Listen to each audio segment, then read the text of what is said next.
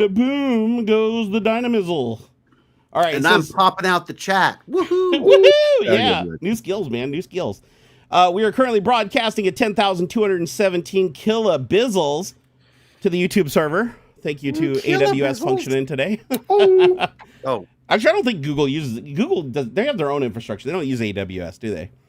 However, I wouldn't think so. However, AWS did take down like half of the internet, so I wonder if that affected Google too. I'd imagine it probably did on some level. To some extent, right? It had to. It had to. Here, let me post out the stream now that we're officially live. Guys, sorry for the delay, but hey, we had to have a little powwow. We had to bogart some of David's time. Yeah. You know what would be funny is if we talk for like an hour and then we finally go live and David's like, all right, guys, take it easy. I got to get going bye. Like right as the stream's going live, it's just like, hey, bye. Don't even joke. Because I won't be able to stay for too long. I know. Yeah. No, David, anytime you got to get out of here, you get out of here, dude. No, I know. Seriously, people around here expect the unexpected. They know that this is, that we don't operate on regular space-time continuum. It's true. Timey-wimey. Why is this doing this? Damn it, I'm trying to post on Facebook. I do not like Facebook's posting system. Now it says it's posting. Oh, God. It just makes me feel old. I do. I feel like the rabbit ears on the TV. Really do. Why are you not working? I don't know. Yeah. Let me see if I'm sharing the right link here first to make sure that, yep, there it is. I think we're live. I think it's working. Hey, everybody in chat. Can you see us? Yes. Yes. Yes. Yes. Are there any echoes? That's the important thing. If there's echoes, let me know. Right. Well, I turned off the stream that I was listening to, so that helped probably. Yeah, today I shunted you guys through system audio, so if anybody like starts messaging me and I have to frantically try to find the process that's doing it to kill it, that's because you're hearing my system audio. As a matter of fact, I probably should just preemptively kill Discord, honestly. Here we go. Because if I don't, as soon as he starts touching stuff. No. I'm a professional. I am a professional operating on 0 days of sleep. Let me go ahead and. Are you really? You're not sleeping at all? I'm just taking naps. I can't sleep through the night, so I just when I get so exhausted that I can't stay conscious anymore, I sleep for about an hour or two, and then I wake back up, and then I just go until I crash again. Or is it just? Yeah, it's pain related. They changed up all my pain med stuff to like I used to be on just buprenorphine. Then they tried buprenorphine and oxycodone together so that for the breakthrough pain because I was having too much breakthrough pain. It wasn't working very well. Like the combination was causing me to be really mood swingy. So I went back to the buprenorphine. They were supposed to put me on this other drug that's anti-inflammatory that I could supposedly take. And the pharmacy luckily caught it because it turned out it was on the schedule for my anaphylaxis. Like it would have put me into like anaphylactic shock. And so the pharmacy's like, yeah, we can't give that to him. Yeah. And then the doctor was like, oh, I thought that was in a different category. It's like, it's a bit worrying, you thought, doctor? Like, you thought? Bro, you almost killed me. So, so that sucked because I thought I was going to get a new med that was going to help me out a whole bunch, and I was super jazzed for trying it, and now it turns out I can't take it at all. So now the doctor claims he's looking for another med to try, but we've literally been looking for another anti-inflammatory for, I don't know, the better part of 4 or 5 years, and we haven't found anything that I can take that's not a steroid, but also has anti-inflammatory properties.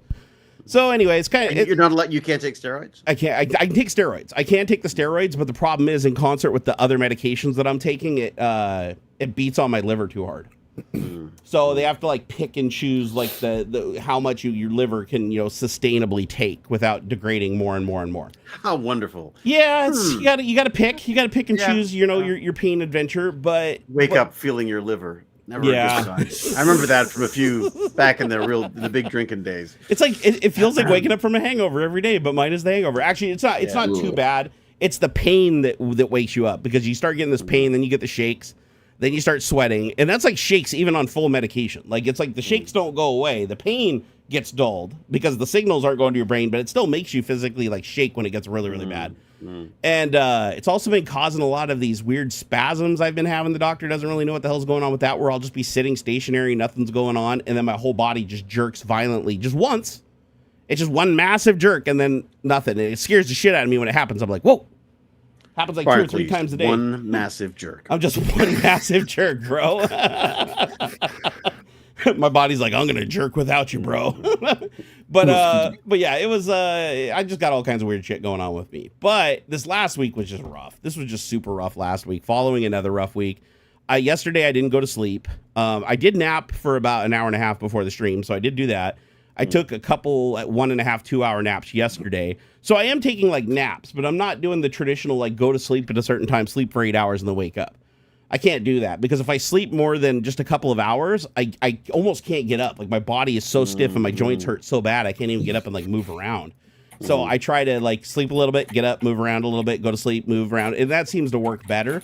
But sometimes I can't even get to sleep. If it works, maybe that'll do it. Maybe you can find a That's the trick. You just keep changing stuff. You keep changing stuff until you find something that works, and then you just kind of like double down on it and play with it for a little while and see what happens. But and then on top of that, my other doctor wants me to do blood testing for testosterone, but he couldn't refill my testosterone until I do the blood test, but the blood test will show low testosterone because I'm out of testosterone. So, but he still refuses to refill the testosterone, and now he's refusing to refill my everything else, my ADHD meds, my blood pressure meds, all that until I come in and do this blood test for testosterone. So, and I've been putting that off because I have to go in and do it at 8 a.m. and that's usually right around the time I'm really, really loopy and either knocking out or waking up to do like something like, tech talk like an hour later. But it has to be like at 8 a.m. sharp for some reason because apparently your testosterone in your body is set by like the sun phase. Like, I don't understand it. Like, I'm like, dude, I go to sleep sometimes at like, 8 a.m. Like, so why would you want to take it? Why does 8 a.m. matter? That's the thing I can't figure out with them is I'm like, is that based on like a normal person's sleep patterns? Because I don't have a normal person's sleep patterns. If you're saying that you need to take it as close to me just waking up, then that would be like 2 p.m. or 3 p.m. But they're like, no, we got to get your blood test at 8 a.m. So, and then what's going to happen is I'll go and do. It might be just when the lab's good. Maybe that's what it is. Maybe it's just a lab. But I'm like, no, wait, that's the Canadian way. The American way, you guys have got all that. Yeah, but I have to get in. I have to get in this Monday because if I don't get the blood test and I don't get my meds like refilled for a couple of months, we're worried that January 1st I might not be have insurance anymore. Why not? So just because of the political shit going on here. Where the insurance rates are going to more than double here in Washington State. So, and especially they even double more for people that work for themselves. If you're self-employed, then you get hit even harder. So I'm going to go from $1,400 a month up to $3,000. I can't pay $3,000 a month for insurance. Jeez. So I'm just going to have to insure my son and my wife. And then I'm going to have to, because I'm the most expensive person on the insurance. So I'll have to drop me and then I'll barely be able to cover them. So if that happens, then I'm like, well, when that happens, I'm just going to have to figure something out. But luckily, most of the drugs that I'm on right now are generics that have been around forever. So they're relatively cheap if you buy them from like Walgreens or Costco or something like that. So I'm not too worried about the medication price, but medication prices are going up like crazy too. It's like last time my wife went and got my medication, it was more than double the price on 2 of the meds. And I was like, what the hell? And these are generics. These are like meds that the price never changes on these things, right? Are those being brought in? Could that be being hit by tariffs? Is that the Okay. Yep. What are there better states to be in? I mean, is Washington a good state for this stuff, or? I don't know if it's a good state or not, honestly, for it. The problem that I have though with moving is I don't know if I'd physically survive it. like upending everything. I mean, right now I'm living off my 401k. So by the time we like sold the house, bought the movers, moved everywhere, and then we would be cutting off my son from all of his resources. And his friends and things that he has in his local area, which when you have a kid on the spectrum, it's really bad to like disrupt their environment. He's 15. He's 15. Yeah, so they've got their roots are in at that point. Yeah. I think we talked about going back to LA and or England and around that age, and we realized very quickly that Baz was like he was in. He was like he's got his friends, he's got his system, he's got his wretched children, and then they leave you. Oh yeah, that's what they. Well, I don't think my son's gonna leave. Mine's at university now, right? So yeah. I'm fairly certain my kid's gonna be with me for life, for the rest of my natural life. He'll probably be here, but we look forward to it. We actually absolutely love him. He's the greatest kid ever. Like honestly, easy, massively easy to take care of. Very like attentive. He listens really well. He doesn't get into a bunch of bad stuff. Like any teenager, he does his things and he pushes his limits. but buttons. He likes pushing the buttons. That's what mine. Yeah, but compared to other kids, like man, I've seen my other friends like with their kids that are similar ages, and I'm like, man, we won the lottery. Like those other parents don't even know. Like they all think, oh man, it must be really hard taking care of a kid on the spectrum. It's like, no, actually, not in our case. Like he's super high functioning. It also makes him like he thrives with routine. Whereas so it's like if you get him on a routine, it's like. This is when you brush your teeth. This is when you do your thing. This is when you go do this. This is when you do school, and you maintain that. It's just normal for him, and he'll even remind you if you try to break away from it. you know, and he just, I don't know, he has his moments when he's tired. He can be a little bit of a handful sometimes, but as long as he's not tired or hungry, can we all? It's true. It's absolutely true.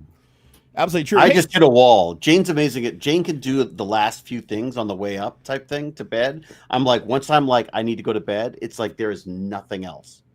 I can do nothing else. I just have to, it's like, I am going to bed now.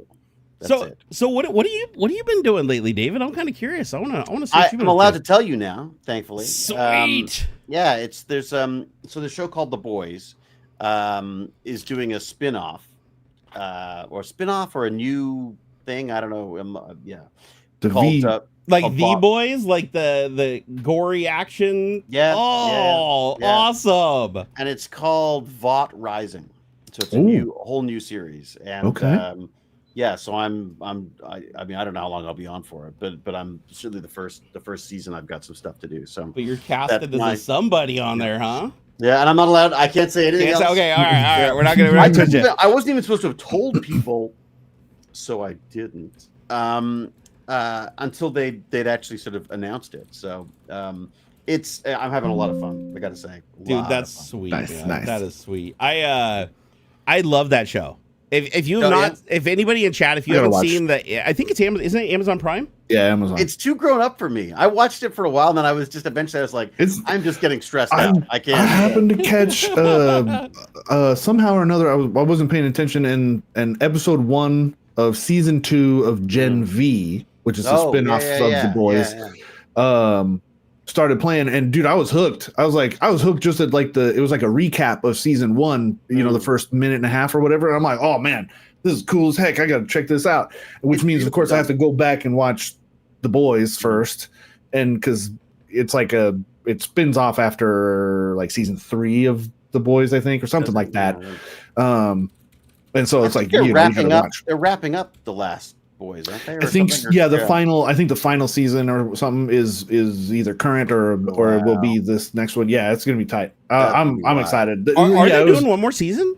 Because I thought they wrapped already. Let me see here. Maybe I don't know. To be honest, I truly don't know. I'm not. Yeah. Wait, you couldn't handle it after the episode where the guy shrunk and climbed inside of the other dude's junk? Baz showed me that. Baz showed me that. Look, I was having a hard time with the Aqua Boy and his Deep Sea or whatever his name is, and the gills. I just found that I love the relationship arc with him and the octopus, though. I never saw that. God, there's a whole like, I think it's like probably season 3, season 4, but there's this whole love arc of him. He was supposed to kill this octopus or whatever because Homelander didn't want him fraternizing with this octopus. But he like sticks her in his closet and he's like having this relationship with her, but then he's cheating on her with these other people, and she catches on, but she's like, I allow you to do it because I love you so much. And it's like he almost kills her at one point because he just can't stand her bickering. But it's a wild ride. It's one of those things like, man, what are the writers thinking? Like, what are they hopped up on to write this shit? It's crazy. And I gotta say, the feeling on set is lovely. Like, I mean, everyone is very excited about it and happy and there's a nice trickle down. These things tend to trickle down from the top if you got good people at the top, and it definitely seems to be really. I mean, So is the Void thing supposed to be like a prequel, or is it like side by side? So don't feel bad. You didn't spoil anything, David. It's up on IMDb. Vought Rising, a prequel series set in the 50s, follows Soldier Boy and Clara Vought. You're even on the IMDb page for it, so like you didn't spoil. Oh, really? What does it say? Awesome. What does it say? It says actor? It says David Hewlett, Craft Services. Season 1, episode 1, Red Scare. It says you're in the very first episode. And of course, it's saying that for everybody, so because there's probably only the one episode. Yeah, there's some fun coming. I had to check with my son first too, because I was like, look, there's the show. We don't know what could be seen or not seen your father doing. You were in The Shape of Water. That's tight. I'm watching your demo reel on IMDb. You're like, wow, he's in that movie? Oh, that's God, cool. Don't remind me. It's always a surprise. I'll be watching something and be like, oh, I know that guy. It was funny. I was at the European Space Agency in the Netherlands, and one of the science guys I was talking to, amazing guy, who was taking us around some of the test facilities for these satellites and rockets and all that stuff. And his thing was a movie that was the first movie I ever did. He's like, oh man, I was like I never like it's always I just always assume it's Stargate. Yeah, But this was this pin movie that he was freaking out about, which I thought was that's really cool. Yeah, so I was like, oh, an old guy. You've been watching movies. Yeah, no, it's great. No, it's fun. So that's been again, and it's not. I don't have a ton of stuff to do yet.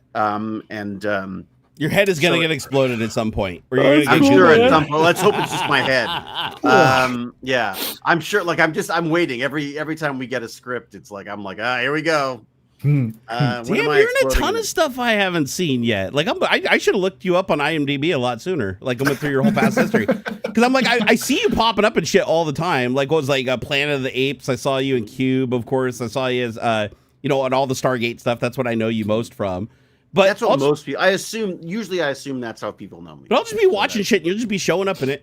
like you have a lot of just kind of enter and exit parts. Yeah, I mean that's as you get older, there's more of that. Like as you get older, there's stuff where you just like you show up as old, white, and inappropriate, and then you leave again, and that's and I love that, to be honest. Because even like Stargate, you were only in 2 Stargate episodes, and then you were cast for Atlantis for like one of the main characters. Was that because people liked you so much in the Stargate? Because man, you were like. You're when you in the episode you were in Stargate, you were such a dick. But hated me. I couldn't believe they made that as a choice. Like, honestly, I would have. I thought your acting in that was absolutely amazing. Like the Joffrey Baratheons, or right? I don't remember. Oh, it's the Joffrey effect, right? Like you did such a good job that people, yeah. That guy awesome. Didn't that guy quit acting? I think he quit acting. For a bit, yeah, because people like genuinely he did. I mean, he did such a good job at being a shitty person in the show that they kind of. I think that happened too with the kid who played against Harry Potter, the other kid. Malfoy, He caught a lot of stuff on his personal life from being that made me so speaker. Sad. That was so unfair. Right, for the kid stuff and whatnot. Yeah. But yeah, he's been in some other things. He was on Rise of the Apes as well, I think. If we're talking about the same kid. Draco Malfoy. Yeah. He was, and lovely guy. Absolutely lovely guy. Yeah. I dig it, man. Those guys know that they don't have to do squat for.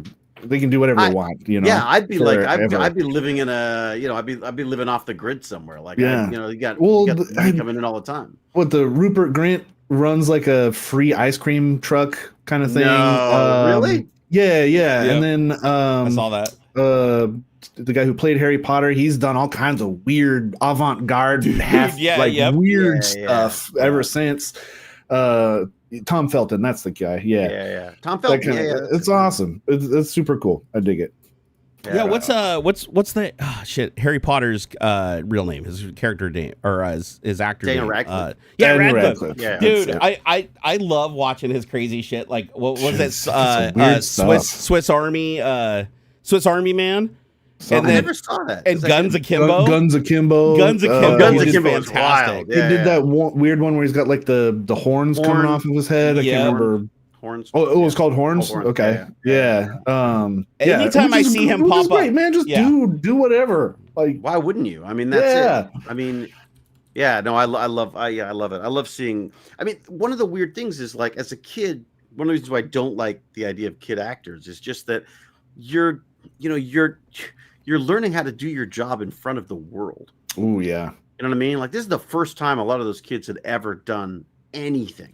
Mm-hmm. And all of a sudden you're like all, warts and all, they're going to see all the stuff and even the growing up in the spotlight. I mean, I'm not surprised they're not all a complete basket case. I mean, Hermione is a UN ambassador or something. Mm-hmm. She has some sort of like, like good for her. That's great. I mean, Daniel Radcliffe's done everything. I think he even did like full frontal nudity in a play or something. He was in Equus, wasn't he? Yeah. I think that was it. Yeah. And I was like, it's wild how much crazy. It's like when he came out of Harry Potter, he's like, you know what? I'm going to go out of my way to do the most craziest shit I possibly can to shed that role. Like I'm going to get away from Harry Potter. I mean, like, Jesus, like after a while, you got to be just like, all right, already. But Oh, he did he did Rick and Morty, Night of the Suns. He did a voice in Rick and Morty. I didn't know that. Oh yeah, he played Weird Al in the Weird Al Yankovic story. I haven't seen that yet, but yep. And then there's Guns Akimbo, Playmobil the movie. What the shit? He's been in so much Beast of Burden. Playmobil the movie, boy, that's like a that's a little weird. Lego did it. Maybe we should too. Yeah, you know what I haven't seen yet that he's been in that I heard is like absolutely amazing is a TV show called Miracle Workers. Have you seen that? No. Apparently, it's supposed to be absolutely amazing. I watched the trailer of it. Sadly, it was on like a service I didn't have for streaming, so I haven't watched it yet. But oh my god, the acting he does in it is just like completely wonky bonks out there, and he plays different characters in different seasons because apparently each season is like in a different time, in a different setting. I don't know if they're like time travels or what the deal is. It says an anthology series in which colorful blend of outcasts of let's see here. Iconoclasts confront universal issues across various time periods, love, faith, social norms, and venturing into the unknown. But he plays like a snake oil salesman or like a doctor, like a fake doctor or something like that. And I was watching the clip and I was like, my God, I have to watch this. It's got so many famous people in it too. It's like every single person that's in it, like is like a well-known actor. Right. Or actress. It's just wild. So I got to see that. I got to remember that. I'm going to write that down before I forget again because you guys had me looking this up and I was like, it just popped into my head. I was like, oh my God, Miracle Workers. I've been wanting to see that. I got to see that. Okay. Yeah. So I guess he's in like 2 seasons of it too, like as like a fairly main character.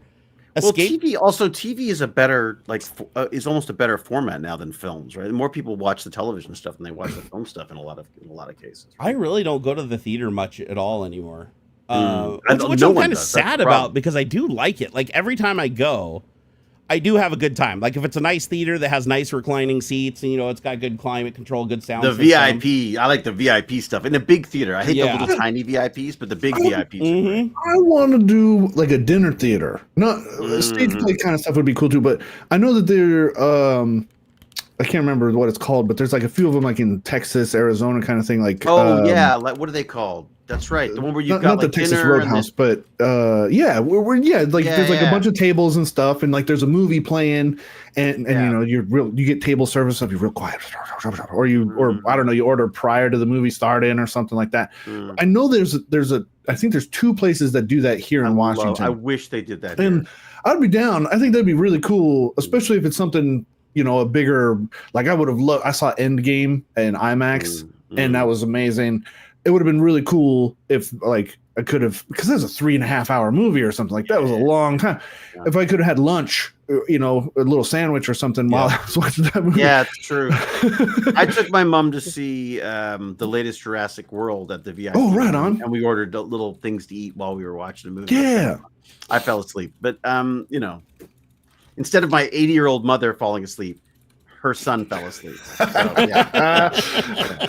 That's how lame I am. It was really cute. She wore a little shirt with dinosaurs on it as well. She was all excited about going. That's cool. Yeah, it's really nice. Yeah, we actually have that theater you were talking about, Ox, over here near Redmond Town Center. There's one called Gold. I think it's called Gold Cinema. Something Gold Cinema. Okay. And it's like that where you go in there and you get like a whole love seat, like for like 2 people, or you can get like and it's like fully reclining blankets, pillows. They have tables that fold out. They bring you out food and bring you out beverages. You order your food like ahead of the movie. An event. It has to be an event. It has to be better than the experience of going to the theater, though. I always thought it'd be expensive. It's not. It's like this. At least this place. This place you can go there, and I want to say the movie's like $10 or $12 for the ticket, and then the food's not bad. Like you can get a full entree for like $9-10. So it's not like because they can make all their money on alcohol too, right? Probably. Yeah, they bring the alcohol in. Which I'm totally down. I would pay a little extra on the food, like $10-12 for the ticket. Yeah, man, I'd pay $10 for a beer. Like, absolutely, I would totally do that. Yeah. I'm gonna take Ox out for dinner in a movie. I'll be like, hey, Ox, we're going to the Gold Cinemas, man. Everybody be looking at us like, what the hell? Heck yeah, dude, I'm down. I have zero shame. Let's do it. I would love to start something like that, like start a place to just show movies, and they don't have to be new ones. Just like literally, just like whatever. Like just pick a few movies, have people come in, talk about the movies, like all that. Just running a theater like that. There's a spot close to where I'm at. It's called the Pantages, and they're playing. Actually, I think it's this weekend. Maybe they're playing the original Scream, and David Arquette is going to be on stage. Either before or after answering questions and that kind of stuff. Yeah, Yeah, that's just smart. I love that stuff. We have there used to be a Pantages theater here. I think it's probably most of them have gone under for years now. But there's the Toronto International Film Festival has a theater here called the Lightbox, and they show all these weird little movies and stuff, and it's just so much fun. Actually, if people like weird little movies, there's one of the guys I'm working with on the Boys thing. Raphael has a podcast called Inside the Art House.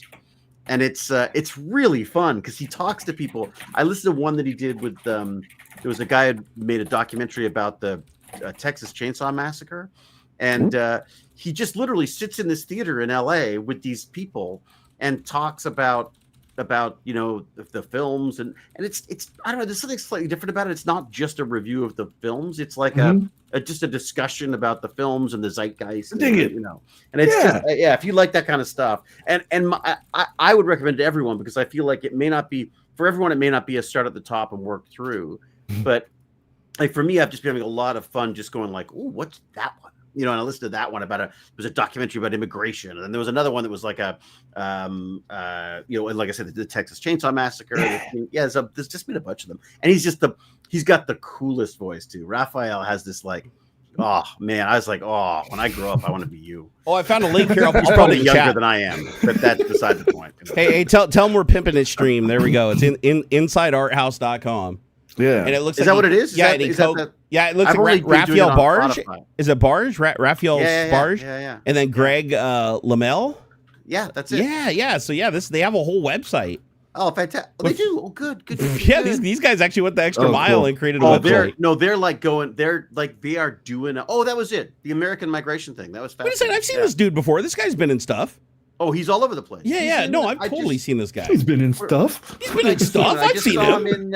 I just saw him in The Diplomat. Oh, that's such a good one on Netflix. Is that fun? I dig that one so much. That's I think the third season just came out pretty recently. We're into the second season now. I haven't got the second season yet, I like. He shows up in the second season, and he's one of the senators or something who comes up and asks her about her family. Like, where are the kids going to school? And she's like, we don't have kids. He's like, oh. He was in Risky Business? No, that can't be right. Hold on. Known for Risky Business. Maybe. He played Glenn in Risky Business? No. Which was Glenn? No way. Hold on. Let me see if they got a picture of him in the movie. He is the loveliest guy. Like, it's so funny. He always plays these like really weird little slimy characters, but he's such a lovely man. Yeah, I went back and looked at some older pictures of him, and I instantly recognized him as the guy that plays all the slimy dudes. He definitely is the guy that plays the slimy parts most of the time. Oh my gosh, dude, that's rad. Yeah, because I've been sort of picking his brain because I love how he's got that is so basically he made a documentary about art house cinemas, these specific art house cinemas in LA.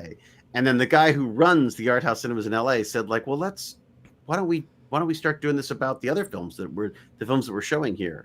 And it's really built. I mean, I think he's got a good following now. Like, he's got a good following. I think he's on YouTube as well. I mean, he's doing really, really well. I mean, bro, be working. I mean, 2025 alone, The Diplomat, Task, The History of Sound, Chicago Med episode, FBI episode, Loving Day, two Magic Goats. I don't know what that is, but I want to watch it. He's done a ton of stuff. And then back in past year, he did Friendship, Law and Order, The Exorcist, Believer, Bleaker, Monsters, Gaslit, The Rookie. Oh, he was in The Rookie?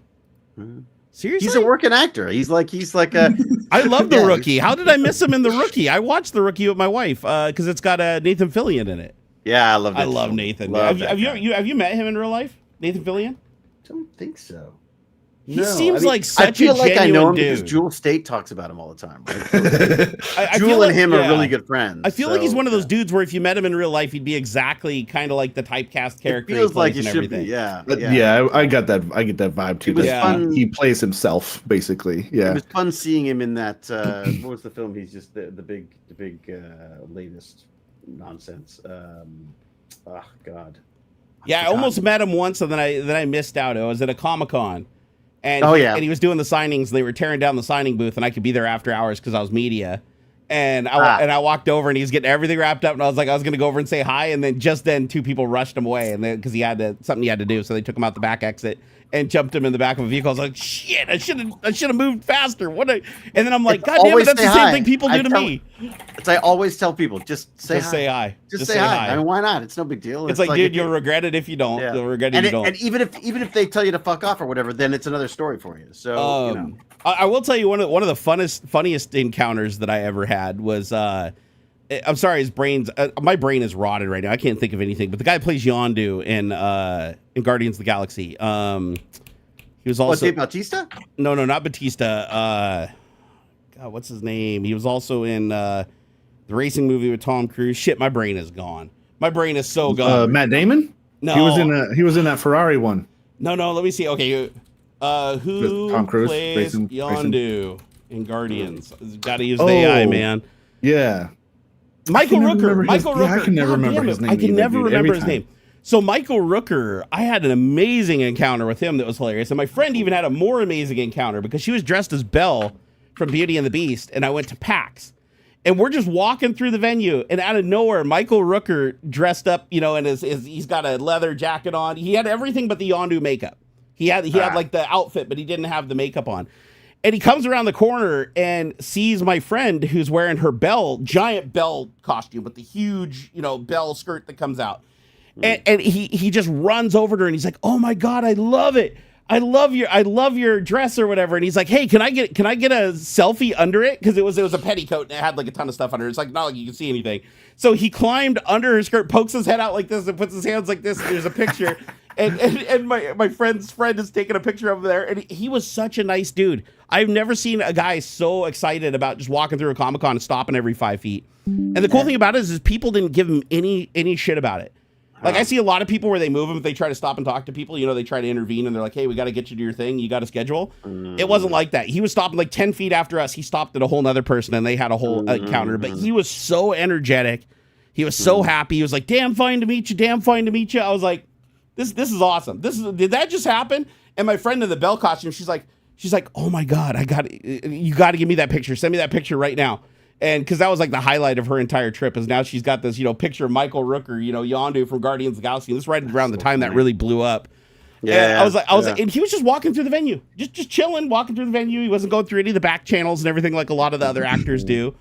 And I just thought that was really neat. Sometimes you run into people. Which convention was that? Because this was PAX Prime in Seattle, Washington. Oh, see, I've never done a PAX. I got to do a PAX at some point. Yeah, and there's a lot of people come to PAX Prime. Like, I'm actually really surprised at how many celebrities make it up here because I know they're all known for going to the California Comic-Con, the San Diego Comic-Con. San Diego. Yeah. Well, that's because usually that's related to the studios.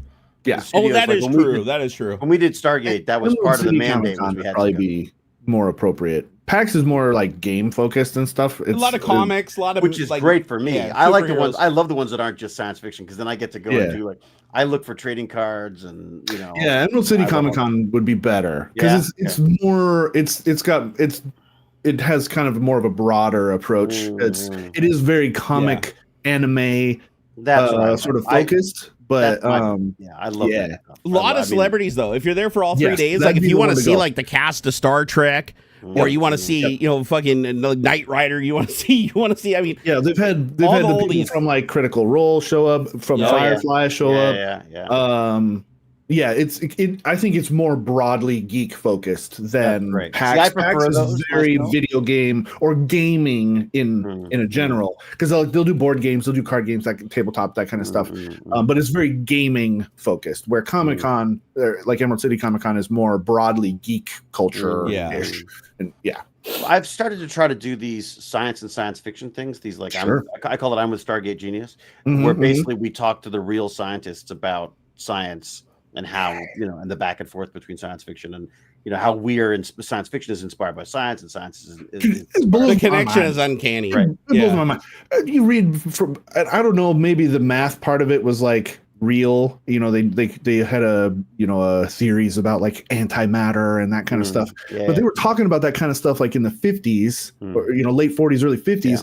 And again, there's probably the math kind of alludes to this stuff. It might be a real thing. And then suddenly, we're making like micrograms of antimatter now. Like that's a thing that's real. We have like little it's amazing and the stuff it like exists. Or gold. We synthesized gold. It's like, I mean, it's not in any amount that would be valuable. But it's like we like synthesized gold, like in fusion, like partial fusion of it. Didn't a plant grow gold recently? There was something they found they could pull trace elements of gold from.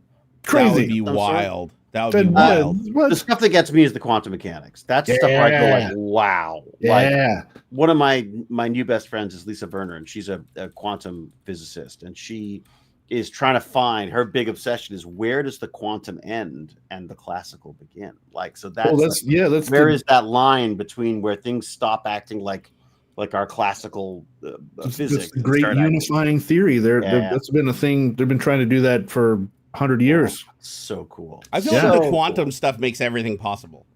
Like the whole multiverse theory and everything like that starts making more sense to me when you go down the quantum sense row, where it's like there's all these different states that are unpredictable. But they can all exist and coexist at the same time. And you're like, okay, well, how do those all branch off in different realities? Like where we can all see them at their, like where they start, but we can't see them off in the direction, or maybe one day we will. I mean, I think the math says that there are other dimensions. We just can't, we lack the ability to observe them. We don't. Just think about it. Your reality is based on your perception, which is just your senses, right? Sight, so all this other stuff. There's a whole lot of stuff going on that you don't realize. So like we have these sensors and stuff that can look at X-rays and gamma rays and whatever, all this quantum stuff down into, we know the up quarks and down quarks and the wiggles of this and that on a subatomic level, but like that just implies that there is so much more out there that we don't have sensors for. Like, okay, we can't directly sorry, I just lost the word. We can't directly detect like dark matter, dark energy. We can only see the effect that it has on the rest of the stuff that we can observe. So we have to discover black holes, right? By not by seeing them, but by seeing their effect on the world around. Right. And so again, that implies then that there has to be an entire set of reality that exists.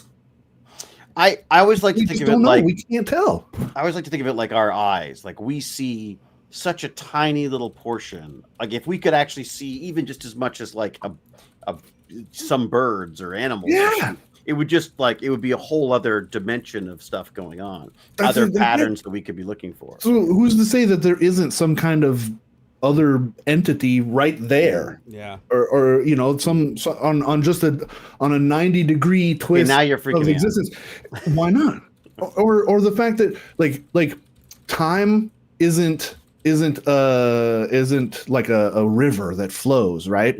We actually move through time. It's just a series. It's just our perception of it. Time is not a thing. It's no different than moving down the street. Like the tree back there still exists. You're just on a different block. Just because you can't see it doesn't mean it's not there. Same with time. Like we are three-dimensional beings that move through time as a dimension of space, which starts in your brain. Like planets and black holes and stars and stuff actually are so large that they affect the space-time. I mean, that is a concept that just the like you can actually observe that effect just by like being on top of a mountain versus being at the bottom of it. Like or there are places on the planet where gravity is different. Like you weigh just a little bit less over there than you do over there. You can actually do that with a scale. I did that myself. We carried a scale up to a mountain that was 8,000 foot elevation in Idaho. And we weighed ourselves at the base, and then we weighed ourselves at the top, and I think it was like half a pound difference or something like that. It was significant. It was a significant difference. The time thing, GPS satellites are far enough away that their scale of time, they move through time differently than we do at the bottom of this gravity well. And they have to compensate for that. Like, these are things that are a thing. Like, and you just kind of like take it for granted in a way. What's your take on simulation theory and the idea that we may be some giant computer simulation? Why not? Sure. I think statistically, it's quite possible, right? Right. It's no more or less weird than any other theory, honestly. You know why I believe it? Why I believe it's possible? I don't believe anything without seeing it myself, but why I believe it's possible is because we're watching AI right now emulate humans, and we're like, that's not intelligence. However, it's us simulating what we do, and it gives the appearance of that. So if another level was above us, and they looked at us, would they be like, well, they're just reacting based on their inputs and their outputs and their weights being their hormones and everything. It's like the biological version of the digital. So then they'd be like, oh, well, we can predict what they're going to do because we have all the data. We can do that. And it would be right. Like if you were growing in a microcosm and all the variables all the way down to the cellular atom or whatever were known, you could predict everything that person was ever going to do before they even did it. So it's like, you could take that up to another level, and then you're like, well, now that person's at that simulation level looking in, but they don't all necessarily have to interact with each other one-to-one. You know, it's like, does an AI, if you tell an AI to think it's alive, is it alive? Well, what about me? Like, how can I prove to you I'm alive? You know you're alive because you're you. But how do you know that I'm alive? Because I'm just a perception of what your eyeballs pick up and your ears pick up, and all that sensory data gets turned into little neurological electricity. Your brain never physically sees or hears me. Are you just a chemical computer, basically? Exactly. Yes. And I think that's possible. I think that we are, for all intents and purposes, a chemical computer, but there's so many variables that were unpredictable. And it's that unpredictability that we consider to be consciousness. Because we're like, but here's the thing. They say that God is in the gaps. Yeah, so this is my argument. This is like my fun. I have a lot of arguments against it, but here's my argument against like traditional religion and a creator, and that if you're good, you go to heaven, or you're bad, you go to hell. I can make you do things you don't want to do by just introducing different scenarios, situation, training, stimuli, or chemicals. I can literally give you bath salts and make you eat somebody thinking that they're out to destroy the universe. Like, there's so many things you can do. You can convince a person to go blow up a bunch of people and think he's going to heaven, right? So the fact that we're so easily manipulated by either direct chemical intervention or creating that same chemical intervention through manipulating their stimuli and what they're seeing and hearing and everything like that. Bacteria in our gut. Yeah, we can literally be manipulated. Just like a computer, we can be just as easily manipulated if you change all the variables around, right? So are we really conscious and responsible for our actions when those actions can be controlled by another person against our will? Right? If I get super drunk and I do something, it's like, sure, I'm responsible for it because I got super duper drunk. But would I have done that thing had I not been super duper drunk? That's the question. Would I have gotten in the car and drove 100 miles an hour into the side of a building and killed a bunch of people or whatever? No, I probably would have chose not to do that. But the chemical intervention changed the variables enough that I thought that it was a good idea at the time. So at that point in time, am I still myself? Am I still me when I'm compromised and doing stuff that I normally wouldn't do and only am doing because of the substances that were put into me, either of my own accord or somebody else poisoning me or injecting me with something or slipping something into my drink? Well, yeah, look what happens with like diabetes. I mean, you know, if you start crashing and you're angry and grumpy. I didn't know that was a thing until the other day. It's funny you mentioned that. I was literally watching these TikTok shorts where this paramedic talks about, like, he makes jokes about the situations he finds himself in as a paramedic. And one of the most common ones that he does is he comes in on somebody who has low blood sugar. Yeah. And the house is just destroyed. Windows shattered out, furniture thrown across the room. Just lost it. Just completely lost it, went wonky bonks. And the guy's just like, he comes, oh, what happened here? The paramedic's like, what can I do? He's like, don't worry, my sugar's good now. And he's like sitting there like eating a candy bar. He's like, my blood sugar's good now. Everything's good here. He's like, what happened here? And his roommate's like, yeah, his blood sugar got low. And it's like, I was like, is that really a thing? But apparently it is. Yeah. Like, you get low blood sugar. My grandfather used to carry little Mars bar. My grandpa too. Yep. He had Milky Ways. Yeah. Once you started crashing, you don't. Or Snickers. And the other problem is you don't want it. Right? You start going like, no, I don't want to. Don't make me have it. I don't want to have a chocolate bar. I'm not eating a chocolate bar. I'm gonna, like, yeah. Like if you're too far gone, then you won't take it, and then it gets worse. That's just food. Yeah. Like, imagine, dude. Even on a normal basis, sometimes, man, I'm like, man, why do I feel so down? Like I'm fucking bumming out, man. And then I realize, oh shit, I haven't eaten 8 hours. I haven't eaten anything. Oh my god, yeah. Dude, it's weird to me how often I'm like, I'll be, and I won't feel the hunger, right? Like that, I'm hungry, empty stomach feeling. But I'm like, anxiety, you feel anxious, or just down, man. I fucking feel bad. What's going on? You have a sandwich, and you're like, the world's wonderful. Yeah, I'll just go. Oh man, yeah, like you said, just have a sandwich. Boom. Oh man, it feels so much better. Life's bright and shiny again. Those ads, I always loved those ads that were for whatever was the Milky Way or whatever the bar was. That you Snickers. You start acting like a Snickers. You're not you. Right. Yeah, you're not you. You're hungry. You're not you. I guess. 100%. Yeah, the hangry. That's it, right? The whole hangry. Yeah, man. You're getting hangry. That's why I'm like, it's a goof, but it's also kind of true. Don't make irreversible decisions while tired or hungry. No. Like, seriously, like absolutely not. Like that's or post operations or whatever. Yeah, that's so funny. Yeah, the other one as well, where you're just like, you know what? I've decided to invest in whatever. You're like, what? No, dude. That's why that like when we were selling the house, there was like 6 pages of like, are you sure about this? Like you didn't recently have a surgery, which was a weird one. Like you're making this decision in a clear mind and under no duress and blah blah blah, all this stuff. And even then, so we signed all the papers and stuff. It was going to go all into one account, and then we split it. Right. I got a phone call from the bank. Like just before they finished everything, hey, we're just going over the paperwork and it says it's all going to go into they called me instead of because it was her account. Hey, we just wanted to make sure like this is all going to go into this one account. Is that like that's correct? Yeah, like you agree to this and stuff. Oh yeah, total 100%. Like it's I'm on that account too, but it's like her she's like the main primary or whatever, and this and that. It's 100%. Yes, it's totally fine. She's not trying to scam me or nothing. Like it's legit. Okay, we just wanted to make sure. Like. Thanks. Yeah, so they don't get sued. Probably so they don't get sued if something like that actually happens. Yeah. So that's why I think simulation theory is plausible, is because I don't believe that at the end of the day, like we have a default state that's based on everything we've learned up until this point. We're following that default state, and to us it feels real as individuals, right? But it's like we don't take a second to step back and psychoanalyze, like, why am I making these decisions? They're knee-jerk decisions that make sense in the moment, but only because of the things we've learned before. Otherwise, if we were on a different path, it'd be completely different.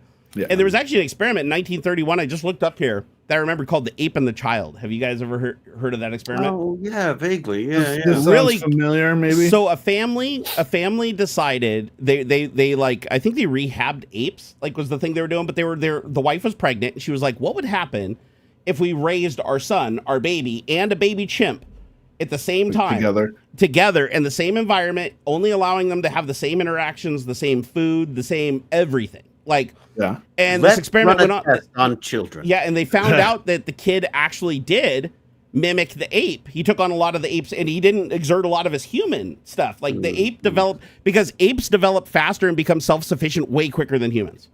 So the human followed his lead, but then there was a point where the human starts excelling, where the ape's development slows down. Right. So it's like it's like the tortoise and the hare kind of race going on. But they found out that the kid was acting exactly like the monkey. He was even like vocalizing like the monkey. He was communicating like the monkey. And it's like, so at that point you're like, okay, if you're created in the image of somebody, wouldn't you expect that you would have their same linguistic capabilities, their same morals, their same, but unless that's input into you, you have no clue that that's right or wrong. The nature and nurture stuff, like everything that you do and everything that you say, everything is based on your experiences leading up to that point and your inputs, combinations of inputs, and how they were weighted and how they influenced you overall. And over time, it smooths out, right? When you're young, those influences can be really strong and swing you in one direction or another direction really, really quickly. But as you get older and older and older, you become more solidified in your ways because of how much experience you had. So now these new experiences that you have overall compared to your life experience are less significant as you get older and older and older. Is this the elasticity of the brain type thing? This is that your brain falls into patterns of, Yeah, a lot of reason why a lot of old people have a hard time changing on certain things, because they just had so much life exposure to it that when you compare the amount of time that they have left compared to the amount of time that they've already been exposed to the other thing, it's really, kind of naive to think that unless it's something super strong, that it's going to change their direction because they have so much more information and experience that aligns with the other other thinking or the other thing. Right. And so when I look at that, I'm like, simulation theory, I'm like, okay, when I'm talking at AI, I know the trick. But what if the thing above us knows the trick? What if the thing above us is like, oh, we created a biological computer, and then that biological computer was like, well, we can create an electronic computer before we can create a biological computer. Who's to say AI doesn't become biological at some point?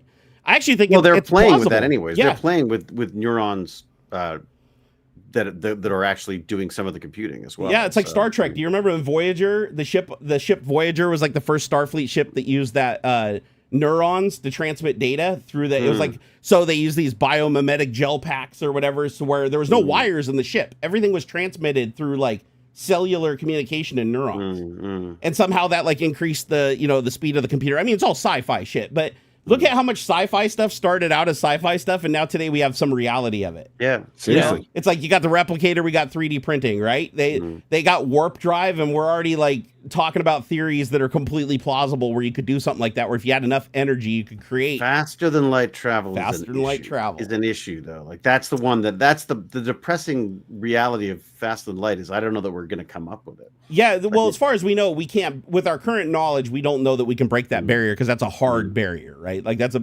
But look, the standard model changed, right? The standard model of mathematics changed. We found the Higgs boson. Like these are things that never happened before. So who's to say that we don't run across something that doesn't allow us to break the laws of physics? I really want it because we're stuck in a very small part of a very large universe if we don't. But it's we keep banging up against that wall for sure. It's funny. I spoke to sorry, a little bit off topic, but off topic. Go for it. One of my we do these little pre-chats before I do I'm with Stargate Genius stuff. And this week we spoke to this amazing woman who is basically Mars exploration scientist. So they're putting together the next mission that is basically a lab on wheels that's going to go and figure out whether there is actually life on Mars. Which is just I mean, that is the science and science fiction all coming together for me. Yeah, I think we're gonna find some crazy stuff if and when we ever get on, like, if we stay alive. Onto if we Mars, stay alive, we will for sure. I think it's gonna. Man, it's just I just get the vibe that we're gonna find that there was some sort of intelligent life, before the core of Mars cooled off and they lost their shield and stuff in the atmosphere and all that stuff. It's just there's been enough time, there was enough evidence that we've seen already of like liquid water, of like bacteria stuff and things like that. And I bet we start digging under the dirt because it's been a couple billion years or whatever. So like, whatever's there has got to, the surface stuff has been scrubbed over 100 times over. But I get the vibe that, man, we're going to dig deep into the dirt of Mars, and we're going to find some stuff that's going to blow people's minds. It'll just completely rewrite the history of it. They're doing these little samples where they can dig out a chunk and examine it, and that's where they found these sort of leopard spots that they're leopard spots and poppy seeds they call them or something. Where these potential examples of organic formed deposits as opposed to just ones that are chemically done. So, and we're confident there was water on Mars, right? Like, I mean, all the signs are there for the water. Have we not proven that? I thought we did. There's ice caps. There's ice caps. So of course there was water. Yeah. Remember when the whole solar system was supposed to be just dry and there was like, I mean, when I grew up, it was all like, oh, Mars, planet of dust. It was like there was the idea that there would be water anywhere was extraordinary. Now it's more water, ice, whatever, There's water on Mars. Like we've confirmed that there's subsurface in the form of ice. Yep. But we have found subsurface water scattered. The polar ice caps definitely contain frozen water. Like we've done that with spectral analysis. And they said that they believe that there could be liquid water underground, like if they dig deep enough because the heat, right? It's the heat problem. But but if you could get down into some deep wells, they think there could be liquid water down there. Right. Which if we could drill that deep and we could find it, then we could put a habitat there and we'd have everything we needed to create fuel. Because all you need is sunlight, solar power, and water to create hydrogen fuel. And the oxygen, right? And the compressor, you need a lot of solar, but you could do it. All you need is power. So, And I think they're doing the same thing with the moon. Didn't they say that they have plans as an Artemis that's going to create the small base on the dark side of the moon where they believe that there's like is it Artemis? Yeah, there's definitely they're looking at creating like a base and stuff. I mean, that makes far more sense to me than Mars. We got to do the moon first. Well, the moon has to be done then Mars. Even the moon, the dust on the moon is freaking insane. It's a nightmare. It gets into everything. It destroys everything. It's like it'd be underground. There's no surface. They can't do surface stuff. Yeah, or because like the whole idea of like domes regolith. Printed regolith, where they take it up and figure out how they're gonna mush it. 100%. Yeah, I can see that. I have to go check on the downstairs. Sure. Moon dust concrete things. Yeah. Did you see Did you see the laser sintering thing they're doing to create habitats on the moon? Like literally just the regolith, no added water, no added chemicals. They just they use like this massive projected laser that basically melts it together into a glass, and then they basically go in circles, and they can just use that as the material for the 3D printing filament to make an airtight enclosure. Because since it's glass, it's not permeable like the regolith itself is. But apparently it requires an absolute mega shit ton of power. So like, we'd have to put a reactor or something on there. Like, we're not going to do it with solar unless we put 1 billion solar panels. But I was like, that looks badass, right? Doesn't that seem like a cool thing, being able to like build an enclosure? Yeah. I think that would be absolutely rad. That would be absolutely rad. Here, hold on. I'm looking at something here. No, that's fine. Excuse me. So yeah, I'm excited for putting something on the moon. I think that could be really, really cool. You know what I just realized? Our freaking little activity things haven't been going off. So I need to go back and thank all these viewers that have been so nice today. Altonian, thank you for the 10 pounds. We really appreciate that, brother. He said, we don't need faster than light travel. Just figure out ways that our limited lifespan isn't a problem anymore. Cryonics, hypersleep, indefinite lifespans. Yeah, I mean, and that comes with a whole bunch of problems that you also have to solve. Like, even though you're put in like suspended animation or something like that, you have to make sure that the ship doesn't get hit by asteroids, doesn't get pelted by shit in the universe, doesn't fly thugh radiation clouds and kill everybody on board. Yeah.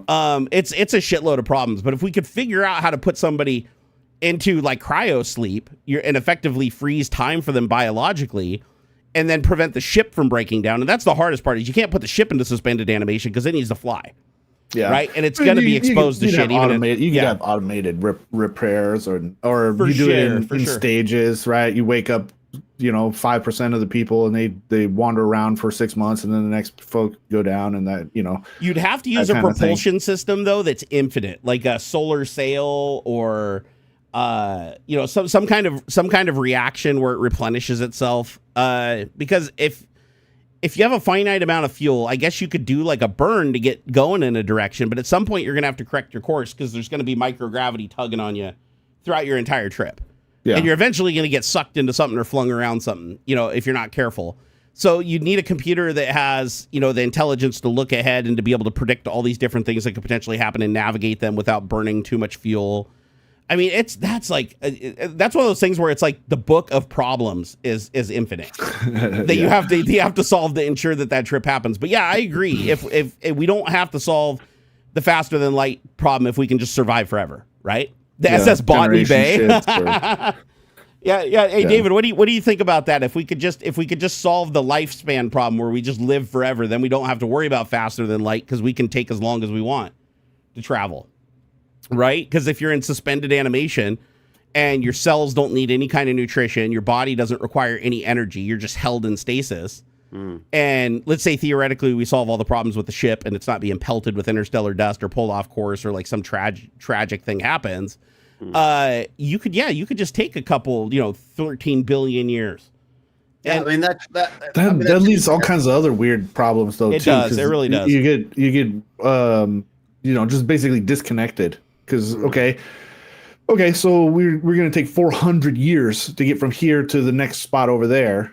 How much is going to change here before they even get there? Like there's a short story, or maybe it's a short story. I think it's Asimov or Heinlein that kind of touches on that.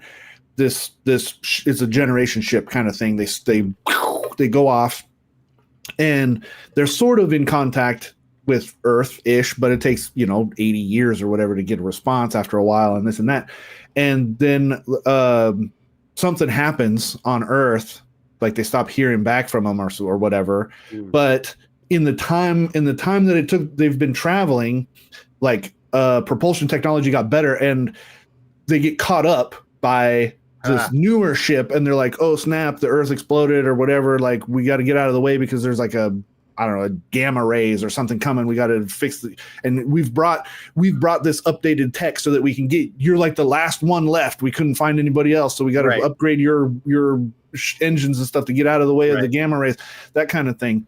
Cause like, that's what had happened. That's what would happen is stuff is going to continue to get better. Like the Voyager 1, it's way out there now, but eventually we're going to get to a point where we can go and catch it.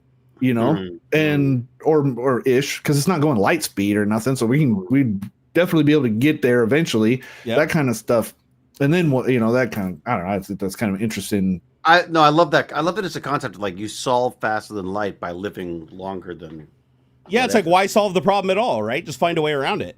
The cheat. I still think there's going to be sort of cheats. Again, we've only really looked at a very small. Very, very small bit of what is capable in the universe.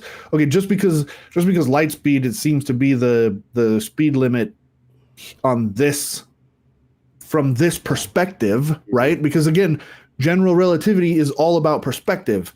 So the speed of light is a hard limit from this frame of reference. If we can get to a different frame of reference, why not? Why can't you fold space like they talk about in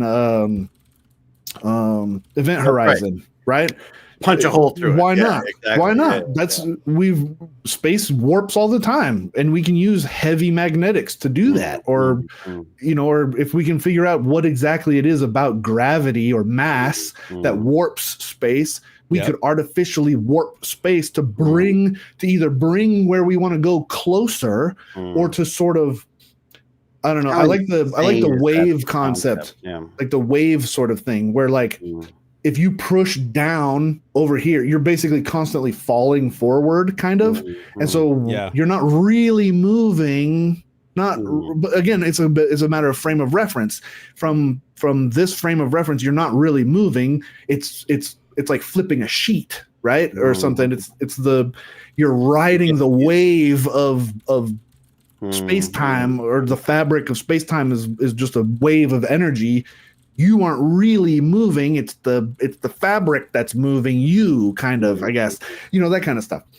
I love it. I love this stuff. I mean, it's cool. Warp engines in Star Trek, that's a little different. They talk about the warp bubble pushes them into subspace. It's a different dimension in a way. It's also how they communicate instantaneously across light years. Yeah, subspace. Yeah, subspace is like this layer where everything's it's a different dimension of reality. Dude, it's wild. Dude, it's cool. I dig it. And all that stuff eventually, it has sprinkles of truth to it. We haven't come up with a way of actually. So I forgot about this. I forgot about gravity's impact on relativity. Sure. So if you're on a ship traveling near the speed of light, not even at the speed of light, because that's impossible as far as we know, to move matter at the speed of light. Fraction, sure. Yeah, if you add any weight to it, you can't reach the speed of light if there's any mass. But let's say you could get close to the speed of light, right? Let's say 99% the speed of light.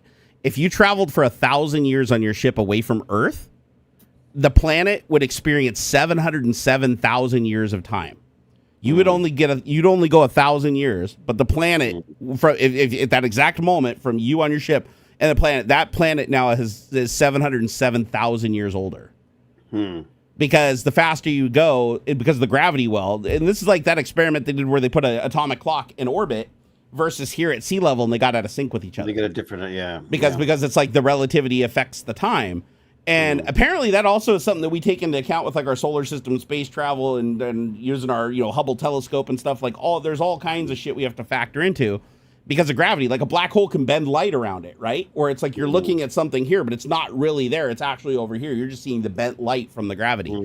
So I'm wondering if you could exploit something like that, because if you could be in stasis and you could travel 1,000. Oh, that's the rub, though. I didn't think about that. So you travel away from the planet 1,000 years, that the Earth is 707,000 years older, but if you come back 1,000 years, it's going to age. No, would it lose another 1,000? Would it age another 707,000 years? Hold on here, I got to see this. Wait, so if I turn around and come back to my planet at 1,000, over 1,000 years at near speed of light, how old would the planet be when I returned? Is this ChatGPT? This is Copilot. So yeah, this would be ChatGPT 5. Let's see here. So it's called the Lorentz factor, apparently. Okay, so it says you would feel that you've just... Okay, so it said you'd feel you were gone for just 2,000 years, but the planet would have aged over 1 million years by then. So if you wanted to go into the future... If we could travel near the speed of light, we could significantly jump into the future by going away really fast and coming back really fast. Of course, you wouldn't actually be jumping into the future. You would just feel like you jumped into the future. Right. Everybody would have experienced that time while you were gone. They'd just be experiencing it really fast. Time dilation. That's wild. There's a channel I watch called Alpha Phoenix. Have you guys ever seen that channel? No. So Alpha Phoenix, he's this guy that does a lot of videos on like relativity experiments and speed of light and all kinds of stuff. And he did a really cool experiment recently where he films light. He physically films a laser. Oh, right, where he slowed it down. Yeah, 2 billion frames per second by recording a single pixel at a time. So basically light turns on, he records a pixel, then he shifts it, turns the laser on again, records a pixel, but he has sensitive timing equipment that can like turn it on at exactly the same time. And then he takes all those pixels after doing it like 1,024 minutes, so it's HD resolution. And then he processes it in a computer and puts all those dots together over that period of time. And now he gets to watch the light beam, how it travels. And you get to see all the effects of relativity and all kinds of shit on it. It's really, really neat video. If you guys check out Alpha Phoenix, he's awesome. It came up in my feed, so I'll have to look at that. It's really, really good. The other guy you should definitely listen to is Isaac Arthur, because I love that guy. Yeah, I've subbed him forever. It's speculative science, basically. So he will explore. He'll go down the rabbit hole on all this stuff, and he's a physicist. I mean, he was originally, physics was his thing originally. So. I love his voice. Yeah, well, he had a severe speech impediment that you can definitely tell, but talked himself out of, basically. You know what he sounds like to me? The first time I heard him, he sounds like Foghorn Leghorn. That's what he reminds me of. Like if you ever hear him talk, he sounds just like Foghorn Leghorn. But he's glad to get I think it was a serious issue with it, and he's over. Not only has he overcome it, he now literally hosts his own podcast. It's an amazing channel. Yeah, it's an amazing channel. And that guy is fantastic. Like I can't recommend him. He talks about everything too. Like he goes down all the different, like what was this cosmic megafauna, the Fermi paradox. I watched that one. There you go. Yeah. The Fermi paradox, alignment. Is that the one where why haven't we seen aliens? Is that the Fermi paradox? Yeah. I think that's the Fermi paradox. Yeah. Where it's like the odds are we haven't seen aliens because we're just all too far apart from each other. Or in different time frames, because basically. And I guess what we just talked about, like traveling at near the speed of light, like even if somebody was able to master that, let's say they come towards us at near the speed of light, so it only takes them 1,000 years to get here, but 1 trillion years passes here. By the time they get here, our shit's gone. Anyway. We're all dead. So it's like, even then, if somebody masters the speed of light, to us, we get there faster. But in reality, the same amount of time still passes as if we putted there at 5 miles an hour. You know? So just more time, we experience more time ourselves. But I think ultimately, the laws of physics pretty much prevent us from cheating. Because whether you go 5 miles an hour or you go the speed of light, it affects how much time you experience, but you're still going to get to the place way too late. But, I mean, so the only way I guess we meet life or we run into life is that we have to get off this planet, get out of this solar system, become sufficient, what do they call it, level 5 society, where it's like we just go star to star and just colonize entire solar systems and then use the star's energy up and then pack up and move like we're international campers. But where are we going? We don't know which way to go. Like, literally, somewhere else. We'd have to go We'd have to go find resources, right? Because you can't survive without resources. And then what happens when all the stars become black holes? What happens when all the stellar nurseries Isaac run Arthur out has of the energy? whole thing about has a whole thing about that. But what happens? Ooh, I want to watch that one. Yeah, because I mean, it goes dark, right? The end goal is How do we survive the end of the when the sun heat death of the universe? Yeah. Actually, I love Futurama's solution to the problem. There's an episode of Futurama where he creates a time machine, Farnsworth. And so they have to figure out how to go back in time because they accidentally lean on the controls or whatever and they go forward. And he's like, oh, this only goes forward in time. It doesn't go back in time. So he's like, shit, everybody we ever known is dead. Like, how do we go back? They eventually like just give up and just say, we're at the end of the universe. Everything's dead. There's no use in living. So let's just kick back, drink some beers and go to the end of time. So they get to the very end of time. Everything, bloop, the whole universe goes cold. Everything's gone and decayed. And then all of a sudden you see a little light. And then and everything starts going again. They just keep going forward, and then stop right at the moment that they left. And it turns out that Big Bang just keeps repeating the exact same way every single time. So everything happened exactly the way it did. And they come back and they get out of the time machine. It's like they never left. Even though they completely lived out the entire end of time and came all the way back around again. I was like, that's kind of an interesting way to look at time. It's like, okay, if you can't go backwards, just keep going forwards until eventually every possibility happens, and then it resets and repeats, right? Yeah, this is the beauty of science fiction to me. Is it's that dreaming phase that allows you to experiment without all the all the nonsense of all those pesky math equations, basically. So yeah, I'm not so good at the math. Definitely not so good at the math. Right. But hey, AI's getting better at math now. Remember when it used to hallucinate all the time? Now it interfaces with external math applications, so it gets the math right half the time. Oh, does it? Yeah, it's getting better. Yep. Hey, a lot better. A lot better. As long as you're using a thinking AI that supports something called MCP, sometimes they call them tool-enabled AIs. They can hook in external programs and then allow the AI to use those programs to do the math and stuff so that it doesn't have to rely on the pattern matching to come up with the result. Because if you ever use like an older AI like GPT-4 or GPT 3.5 or whatever, and you say, hey, add 1 + 1, it's not actually adding 1 + 1. What it's doing is looking at every single time it's seen any permutation of 1 + 1 out of all of its training data. Right. And then it's like, okay, from everybody that's ever had these together, what was the resulting text after it? And it's like, okay, 98.99% of the time it's 2. So the majority wins. Boom, here you go. Your answer's 2. And you're like, wow, it can do math. But if you say, what is 50,729,000 plus this, there's probably not too many places on the web where somebody ever asked that. So now it doesn't have a point of reference. So now it hallucinates. It wants a number. Yeah, it wants a number. It basically just goes, oh, well, this 1 and this 2 here sometimes ends up with this number over here, so let's do. It's all just patterns. So whenever you're dealing with stuff like math, physics, things like that, you don't want to rely on the AI doing the pattern matching. You want the AI to say, oh, if I recognize this pattern of text as a mathematical problem, I can feed this to an external program, and then you have an MCP that formats it. It basically takes whatever text, it extracts information and then makes it into something that's usable to the program. The program does the math, gives back the text, and then it incorporates the text as the answer. Does that have to be agentic, or is it just part of the models are just are capable of doing this? I think you have to. The model has to be capable of using the MCP, but you have to add that functionality. Like you're the one that has to say when you see this pattern that means math, send it to this calculator application. And like a lot of them use the web now. If you've ever used an AI where it's like, hey, I'm searching the web, I'm looking at the web, I found this thing, I download this thing, I'm looking at it. What that's doing is they've basically given it access to a VM that has a browser that's running. It could be a graphical browser, it could be a text-based browser, or even Selenium. And it's going to the web page and downloading the things, then feeding the text back to the AI, and then the AI is taking that text and incorporating it and doing follow-up queries. Right. So, oh man, I gotta pee really bad. Sorry, 46-year-old man bladder.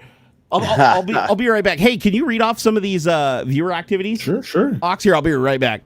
Yeah. What do we got here? Where do we leave off? We'll start at the beginning. Blue Varo, 5 gift subs. Thank you much. Al Walid, $4.99. Love you, dude. Been watching since I was 13, turning 25. Holy cow, that's a long time. 13. Thank you very much. Wow, Jesus. Okay. Thanks. What do you say? What are you calling us old? Pele with the 250 sexes. What are the 3 of you's favorite music? I don't have one. I don't really like put it that way. It depends. I gotta say, I find myself going towards EDM stuff. I really like. That's been my jam lately. I like it, and I usually add depressing in front of everything, like depressing pop, depressing EDM. Okay, that's usually how I roll.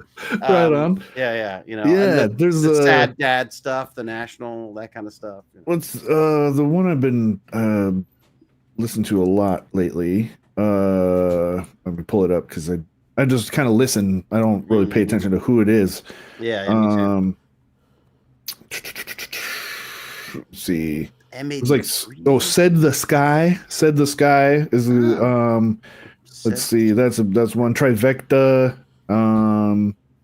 It's a fun one. You guys might like. It's not EDM, but it's a Canadian guy called Hawksley Workman. Okay. He's got some really fun stuff. He's a bit circusy, but it's yeah. I'll check it out. It's some Hawksley really Workman. fun stuff. Cool. He's I think he's got one called "Jealous of Your Cigarette." wait, what's the name? Okay. What's the name? It's fun. It's Hawksley Workman. Hawks. Let me see if I can find. I might be able to put a link to the. Can I? Let's see. Are you Doctor Who fans? The small show that started in 1963. I've heard of it. Yeah. Doctor Who? Yeah, I think I've heard of that. Heard of it? That's the reason I'm an actor. Of course, I've heard of it. Juno award-winning and gold record Fourth certified Doctor was songwriter. one of my favorites for a long time. Tom Baker. Yeah, Tom Baker was one of my favorites. I liked his. Tom was the fourth, right? Third was Pet Pertwee. Yeah, I was a Pertwee to Baker guy. Okay. I mean, technically, track, to be honest, Tennant was my first Doctor. Then I went back. Yeah, and then I went back and watched Chris Eccleston's run for a little bit. Yeah. But then going back to the old stuff, I really liked Tom Baker. Was fun, a lot of fun. I thought Tennant was Amazing. I really enjoyed Matt Smith. Tennant will well. always I liked Matt Smith too. That's when I fell off. I stopped watching just Circumstance and stuff. It's not because I didn't like it or anything.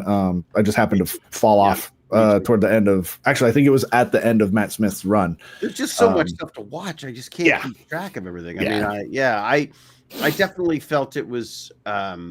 I also just felt like it was geared to a different audience for me. I just when I was a kid, I watched it, and it was everything to me, and it was hard to just there was something wonderful, and all the practical terrible effects, and it was just wonderful. And the new one was great. I really enjoyed Blink, one of my favorite episodes of television. You see that one? That's one with the angels. That if they the crying angels. That's one of my all-time favorite just episodes of television. And weirdly, when you go back and see it, the Doctor's not in it that much. Right. It's like really weird. So, but anyways, that was no, but that's like that. Some of the Doctor stories are like skin crawly. That one definitely got to me a little bit. Like watching that because I'm like, that's something you kind of get like the hairs that stand up on the back of your neck sometimes. And you feel like there's a presence, but it's not there. A lot of people like try to attribute it to like ghosts or the paranormal. And but we know it's aliens. But it's always aliens, dude. It's the simulation. It's a ghost in the simulation. But that was even back in the old days. Back in the old days, it was still scary. Like, it was like I remember there were these there was the autons that could basically use plastic as their being, and there was this hideous little devil doll that was the effects are laughable now, but this devil doll that would kill people. There was even a one of these big plastic chairs that someone sat in, and it just went. I was freaked out. And they had all the classic one was the shop mannequins. Oh yeah. And their hands would go, and there'd be a hinge, and there'd be a gun, and they'd go. As a kid, I was like, You just randomly reminded me of a TV show I watched when I was a kid that used to give me like the heebie-jeebies that I'm going to go back and visit now because it just popped into my head as you guys were talking about. Have you ever watched a TV show called Friday the 13th? Oh, yeah. I did an episode of it. No, of course, David. Of freaking course, man. Yeah. My God! It was like set in it was the Shop of Curiosity. Yeah, the Shop of Curiosity. And they were all cursed. Yep. Yeah. It only ran for 3 seasons, but I loved it. My Favorite Martian. Wait, that was like, oh really? Do you remember the episode, like what season it was or anything? Or no, not a clue. I'm gonna dude. We're gonna look at it. David Hewlett was in it like everything else. Okay, there we go. No, Friday. I remember watching this when I was a kid, and I could not remember the name until just now. Like, I don't know what it was. You were talking about like how creepy that was. It was called Friday the 13th. Like, it was confusing because at the time, Friday the 13th, the movies were out. Right, like Jason and like the serial killer and got stuff. Nothing to do with that. Ray Walston. Ray Walston. It's basically, if I remember right, it was a TV show where they had the little shop that had all the little antiquities and stuff, but in the back they had like the evil possessed items. And every once in a while, a possessed item would come up in the public eye.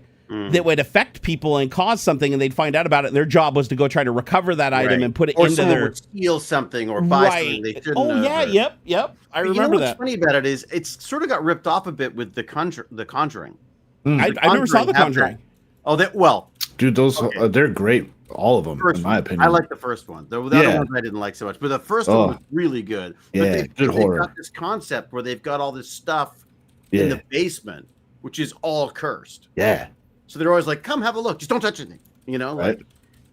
No, I love that idea. I like that kind of TV show where it's like. Did you watch American Horror? Mm-mm. That sounds familiar.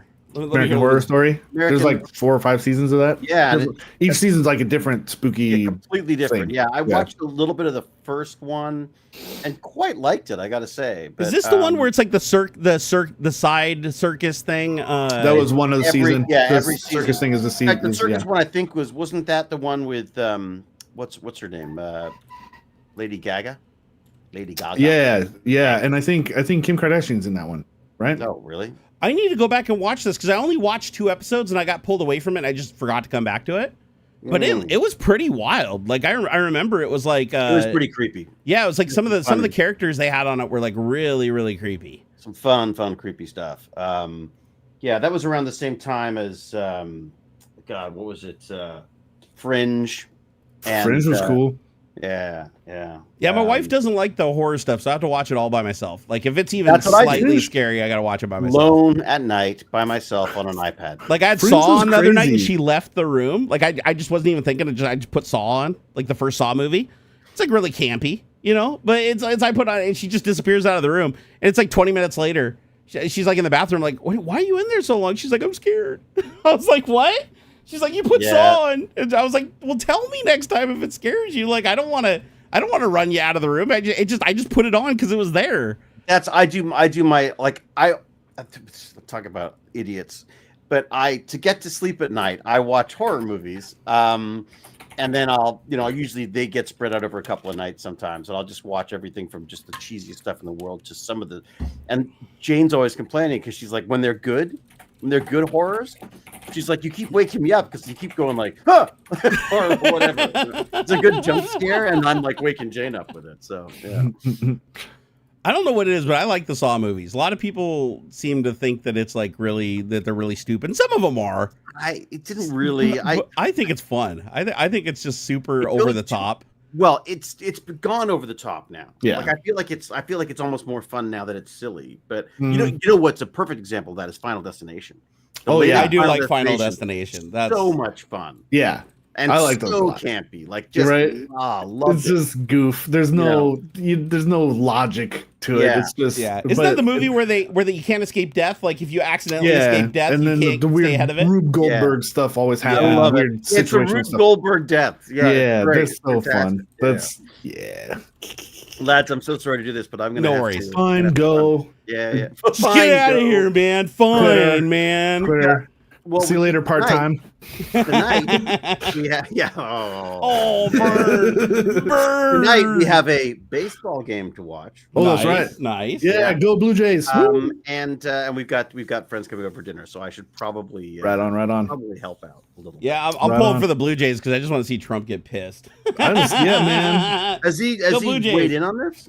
Oh, I guarantee you he has. I haven't seen it personally, but I guarantee he has. He's upset at the Canadians for that ad they put out just a little bit ago. Yeah, they just replayed what Ronald Reagan said and actually did the ad that is historically accurate and completely uncut footage from his own public video where he says exactly what they said he said. He's just grumpy because there's all that construction going on. It's keeping him up at night. Yeah, that's what.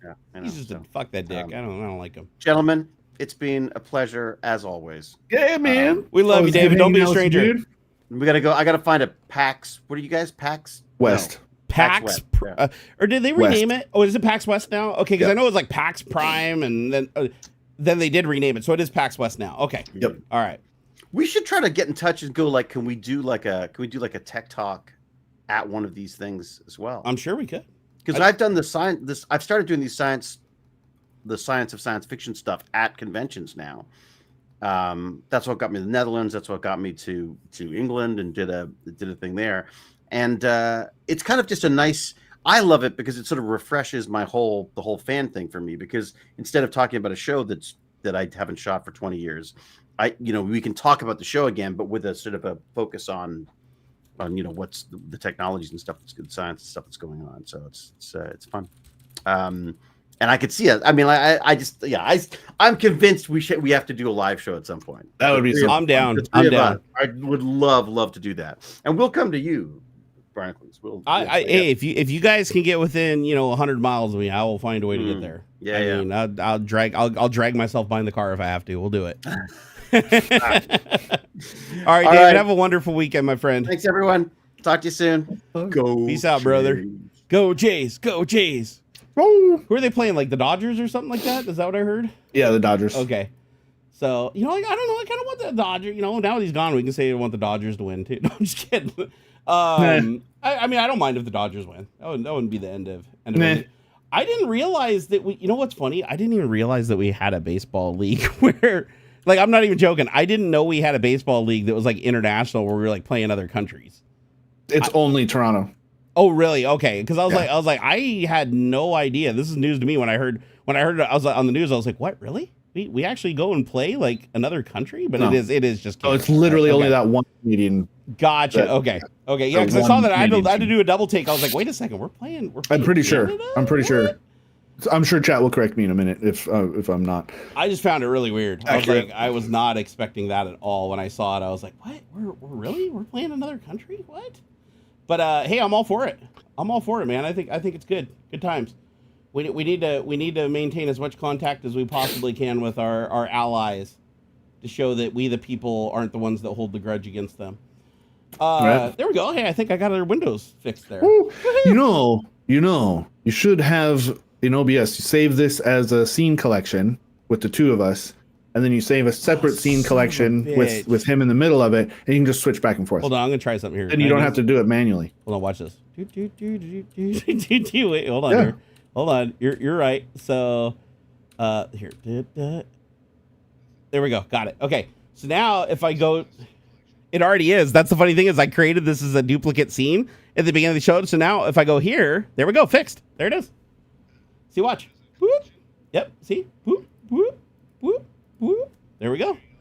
Yeah, I already thought I already did that at the beginning. I just at the end I forgot to switch to the other scene. I forgot that I already did it. So there we go. So now we go boop, boop, boop. So we're already to bring in the D. We can bring in the D anytime we want. Lemon squeezy, brother. Lemon squeezy. Although I do need to scoot this over because I have this incorrect for some reason here. And then make that a little bigger. I don't know why, but for some reason with my camera and OBS, it makes the frame around the actual video like this big. So you have to like drag it way out of the window to grab the corners and do anything with it. It's kind of silly, honestly, but it's working now. All right. Well, that was fun. That was fun, man. I love hanging out with David. He's always a good time. Let's see. Oh, that was QA Library that asked about the Doctor Who thing. Yeah, for me, Tenet, 100%. 100%. I do like the other doctors though. Matt did grow on me. I didn't like him at first, actually, but he did grow on me. The old guy, what's his name? Capaldi, Peter Capaldi. Yeah, I didn't like him at first, and I was like, God, I fucking can't stand this. But he kind of grew on me. I actually did end up liking him. So I thought it was great. You really couldn't understand anything he said. And in the first season, I couldn't understand. My wife even said she couldn't understand anything he was saying, hardly every third word. That's racist. I genuinely, I feel like his speech got clearer. I mean, it's just an accent, right? It's just an accent, but it was a thick accent, bro.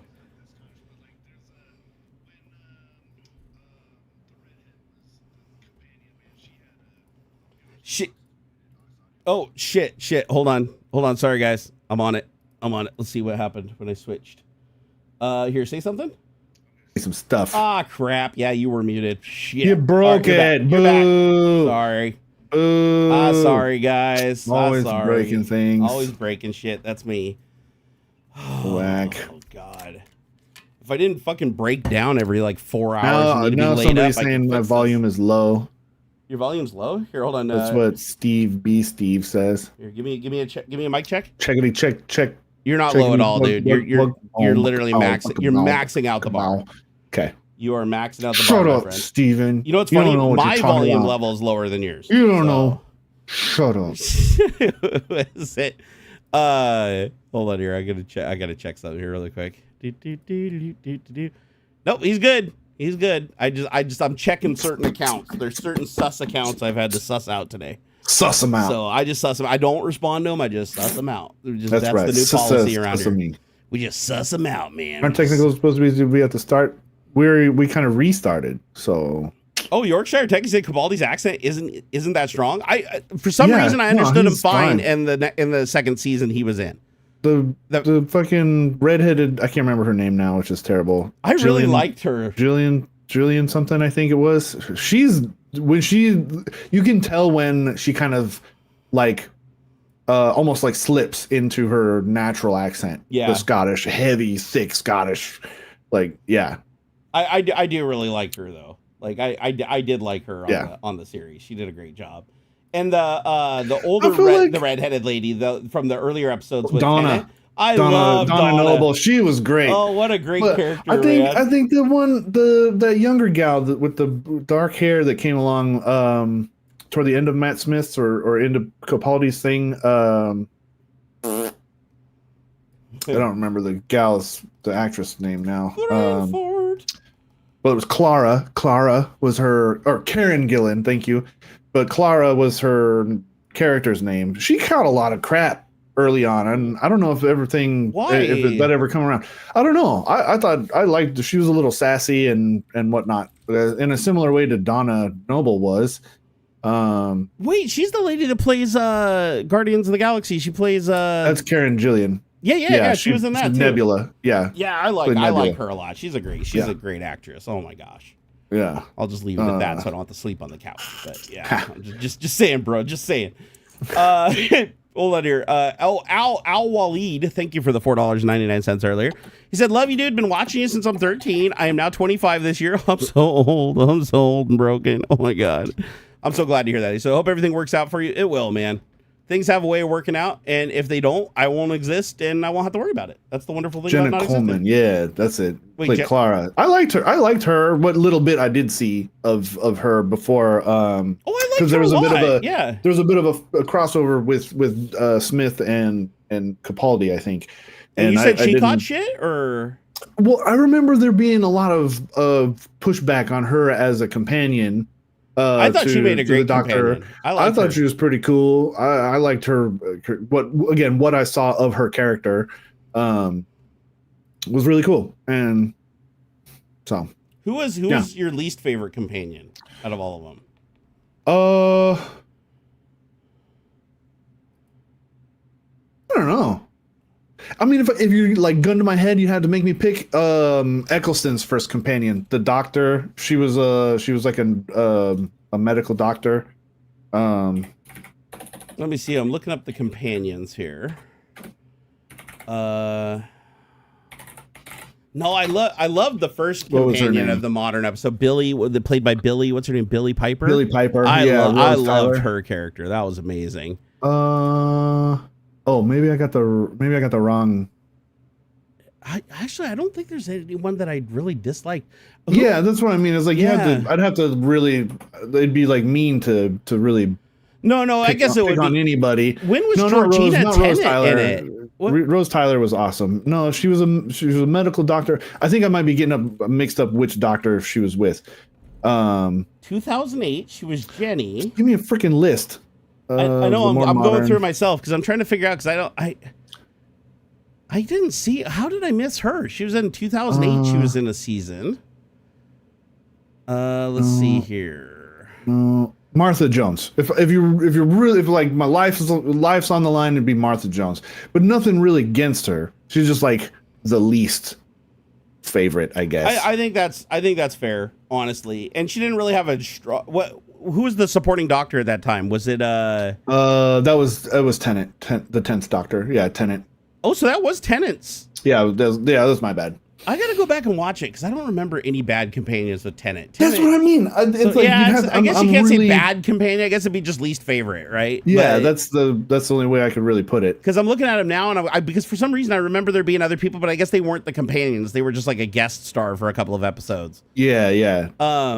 Because then there was the other Time Lord. I can't remember the actress that played her. The Master when was played by a woman for a little bit. Yeah, and I love that character. And then the other character from early on was Jack Harkness. He was that was fun. He was cool, dude. John Barrowman. He was a cool character all around. I love that guy. And isn't the story arc like doesn't he become that Bo character? The face of Bo. It's alluded to because he's like there's a line where he's like, oh yeah, I was like a model or something, like I did commercials or something for a minute, and I was like mildly famous, and oh yeah, they had like a weird nickname for me, and he goes, oh yeah, I was called the face of Bo.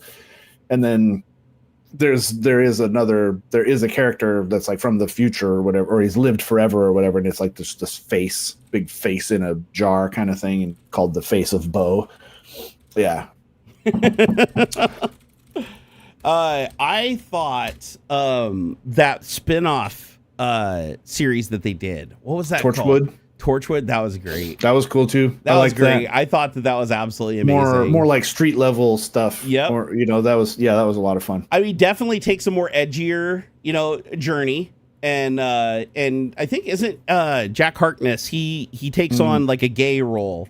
I think that was like a big thing in that series. just pan or like. Or I guess no, he was demisexual. Pansexual. He was just anything he'd goes. Go with whatever. Yeah, he was just the player. And I freaking loved that arc. I thought that was awesome because they didn't really talk about that when he was in the Doctor Who episodes.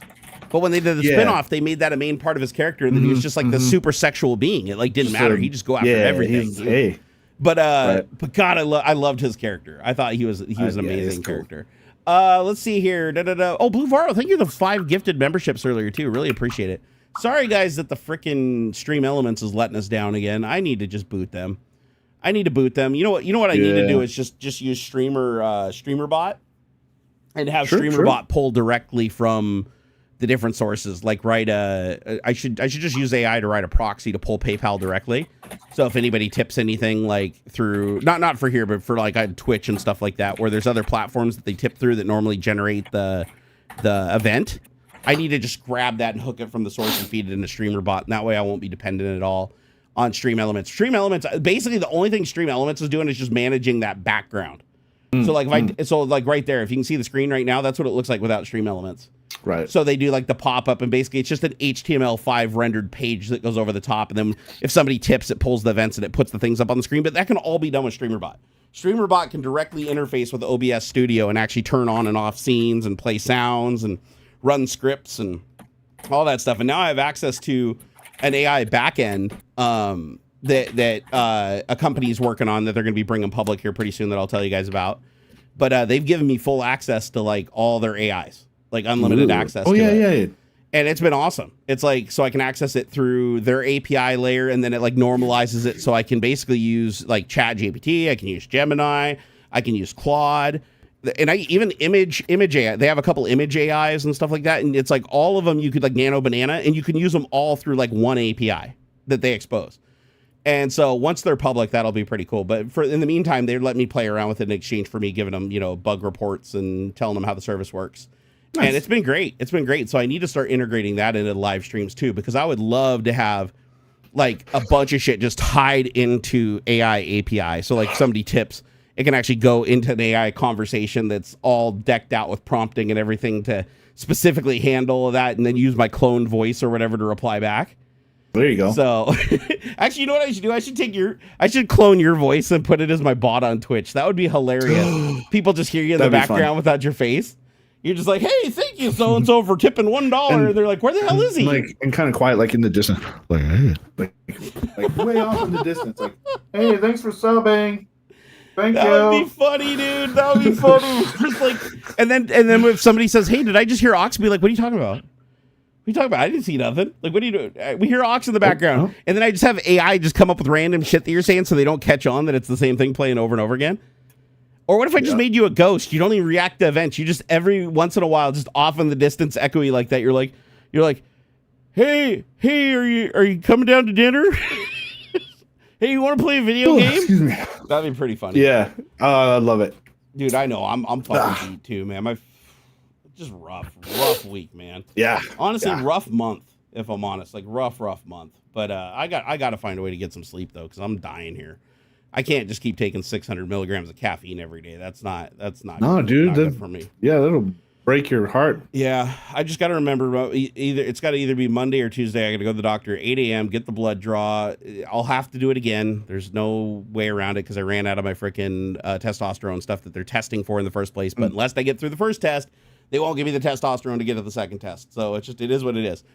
But I have to do it before I lose my insurance. Kyle said, have a South Park looking Ox on the screen with his AIA voice.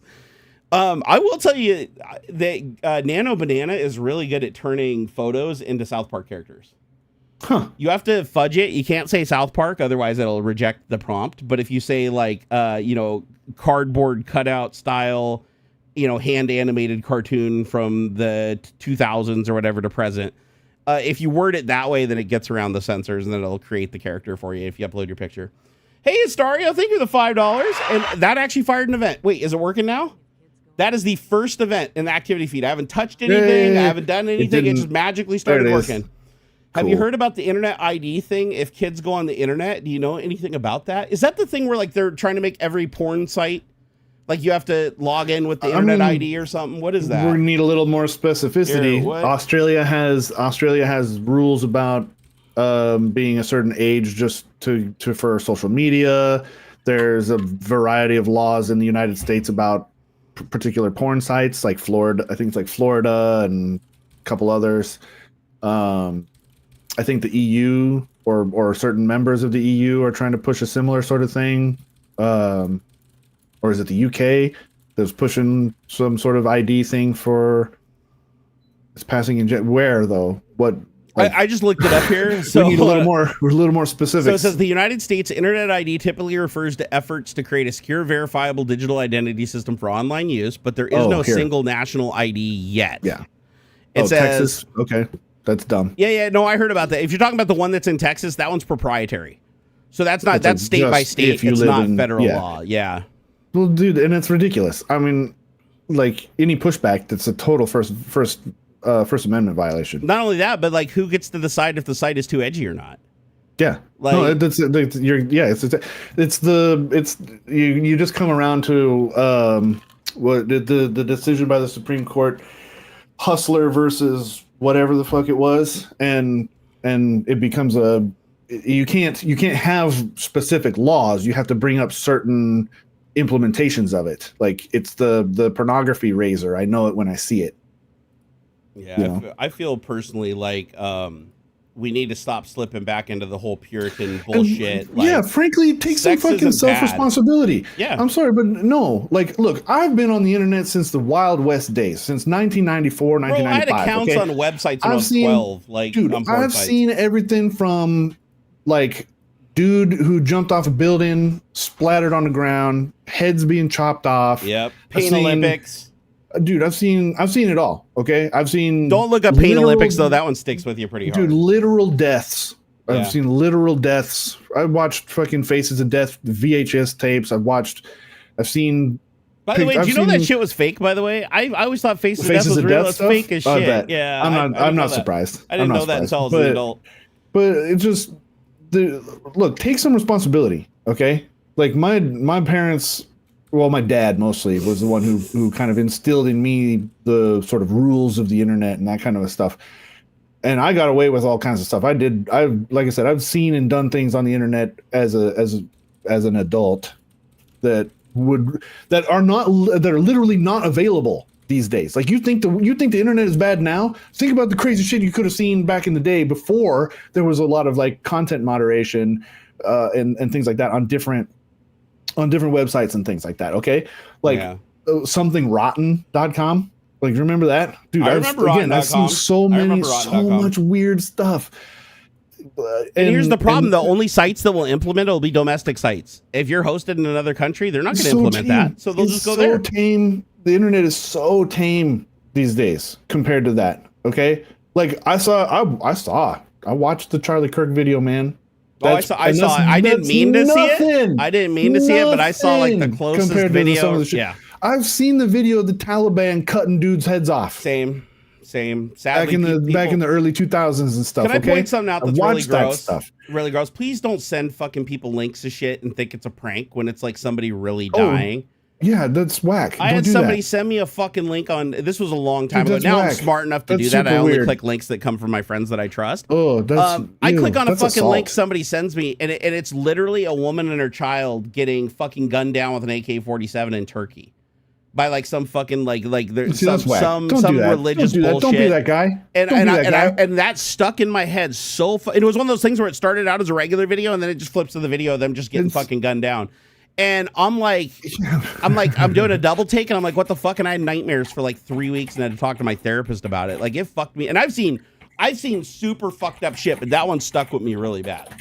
That was terrible. So now I don't click on any links. Responsibility. Don't Look, there are so many easy to use tools to restrict what your dependents have access to on the internet. If you would just take an hour out of your fucking weekend to sit there and learn about these stuff, like it's dude, the tools that are available now are so much more but everybody wants to blame Apple, or they want to blame YouTube, or they want to blame Instagram, or all this stuff. Shut up. I'm sorry. Like, take some responsibility of your own. Okay.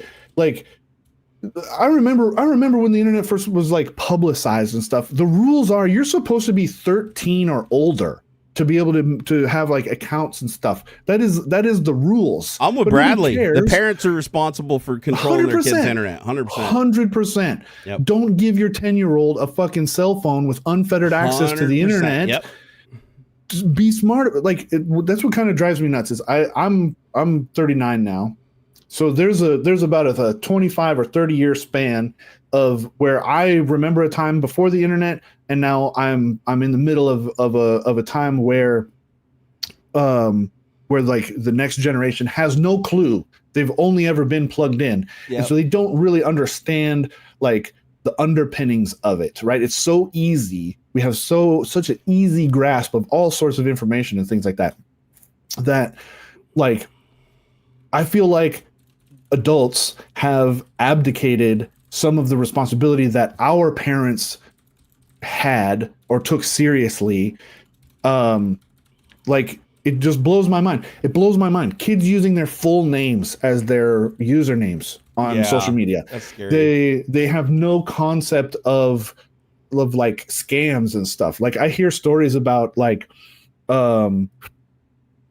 kids getting messages from people, and they're like, "Oh, I know where you live, blah blah blah. Send me topless pics, or I'm gonna fucking kill your dog and this and that, or I'm gonna come kill your mom and your dad." Fucking crazy. That kind of stuff. And it's like, bro, that's fake as fuck. But then at the same time, it could be real because you're stupid enough to post live information of, "Oh, I'm at the fucking movie theater with all my buddies right now," or like I'm live streaming and shit, where like, without taking proper precautions and stuff. Like, I try to tell the kids that I had some sense of authority over, like, post that shit an hour afterwards. Not while you're there. You know what I mean? Don't, like, it's fine to take the pictures and all this stuff and all the whatever, but like, delay an hour or two. Like,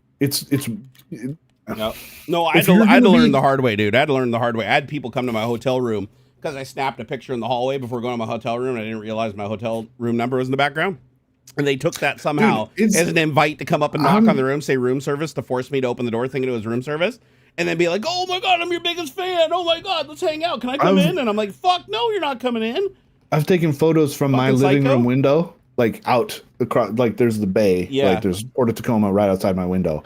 And it's crossed my mind that, like, I didn't scrub any of the metadata or anything before posting this online. Somebody could find, and really, if there's people out there who could have find my exact window just from the angle of the fucking photograph and stuff and figure out where I'm at. There's competitions where they find shit from a single picture. Man. No discerning marks of anything. And they find that one guy who's like, that's what he's famous for, is like being GeoGuessr master guy. But it's like, take responsibility, man. Take responsibility for your kids. Don't and take it seriously too, man, because kids are doing stupid shit out there, getting themselves into stuff that they don't even realize is dangerous or quite frankly illegal. And so, yeah, like, or said, I don't understand parents who give their kids mobile phones at a young age. I don't either. I think that's the dumbest fucking thing you can do. I mean, it's at least not a fully featured smartphone that they have absolute access to install any apps they want. It's a judgment call. I've been on the internet since I was 10 years old. Okay, yep. And I presented myself as an adult, or I did very little to dissuade people's assumptions. Like my dad drilled it into me, like you need to type quickly, you need to type well, so that people don't think you're a stupid idiot or blah blah blah blah blah.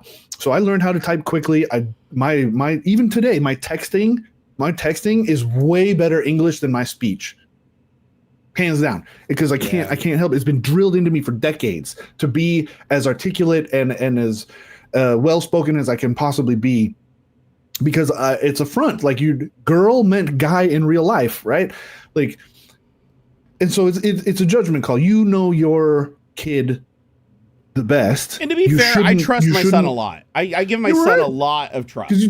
And I even tell him, I'm like, listen, I won't look at your internet history if you don't give me a reason to. Exactly. And that's what I tell him, and he respects that. And the thing is, he's been honest with me. He's even been honest with me when he looked at stuff he's not supposed to look at. He's always been straight with me. And I told him, listen, as long as you're always straight with me, we'll talk through shit. If you got questions, I got answers. Like, but don't bottle that shit up and try to hide it, because if you do, I'll go dig it out of the router. Because I've got everything recorded. I could go look at it, but I'm not going to. And that built that trust. And that trust built over time is like golden. And he's been absolutely amazing. But sadly, there's not all kids are like that. Like I remember when I grew up, it's like I wasn't like Ox at all. I was like committing credit card fraud. I was freaking and fucking hacking and downloading fucking wares. Although I don't give a shit these days. Fuck that. Like, with everything going on, yeah, go get yourself a movie if you want. But yeah, I did so much bad shit when I was a kid, just because my parents had no idea that the computer could even like dial out to stuff. Same. They didn't know what BBSs were. They didn't know what the internet was. They just gave me my party line in my room, a little $7 phone line a month that I had to pay for with my own shit, because that's how my parents were. And but I did a bunch of shit, and it's an amazing, it's a pure fucking miracle that I didn't land in jail for some of the shit that I did when I was a minor. But you know what? The second I turned 18, I shut all that shit down. I was like, it was a whole different world after that, because back in those days, like, there was nothing. They didn't even have star 69 when I was a kid. Like, you could literally prank call people in the fucking phone book, and they could call the operator and say, who just called me? And they would not have the number. Yep. There was no tracing at all. And the reason I know is because I finally found out when tracing existed, because one time I made a prank call to a restaurant, and then they called my fucking parents right back, and I was like, how's that work? Oops. I got my ass beat so fucking bad.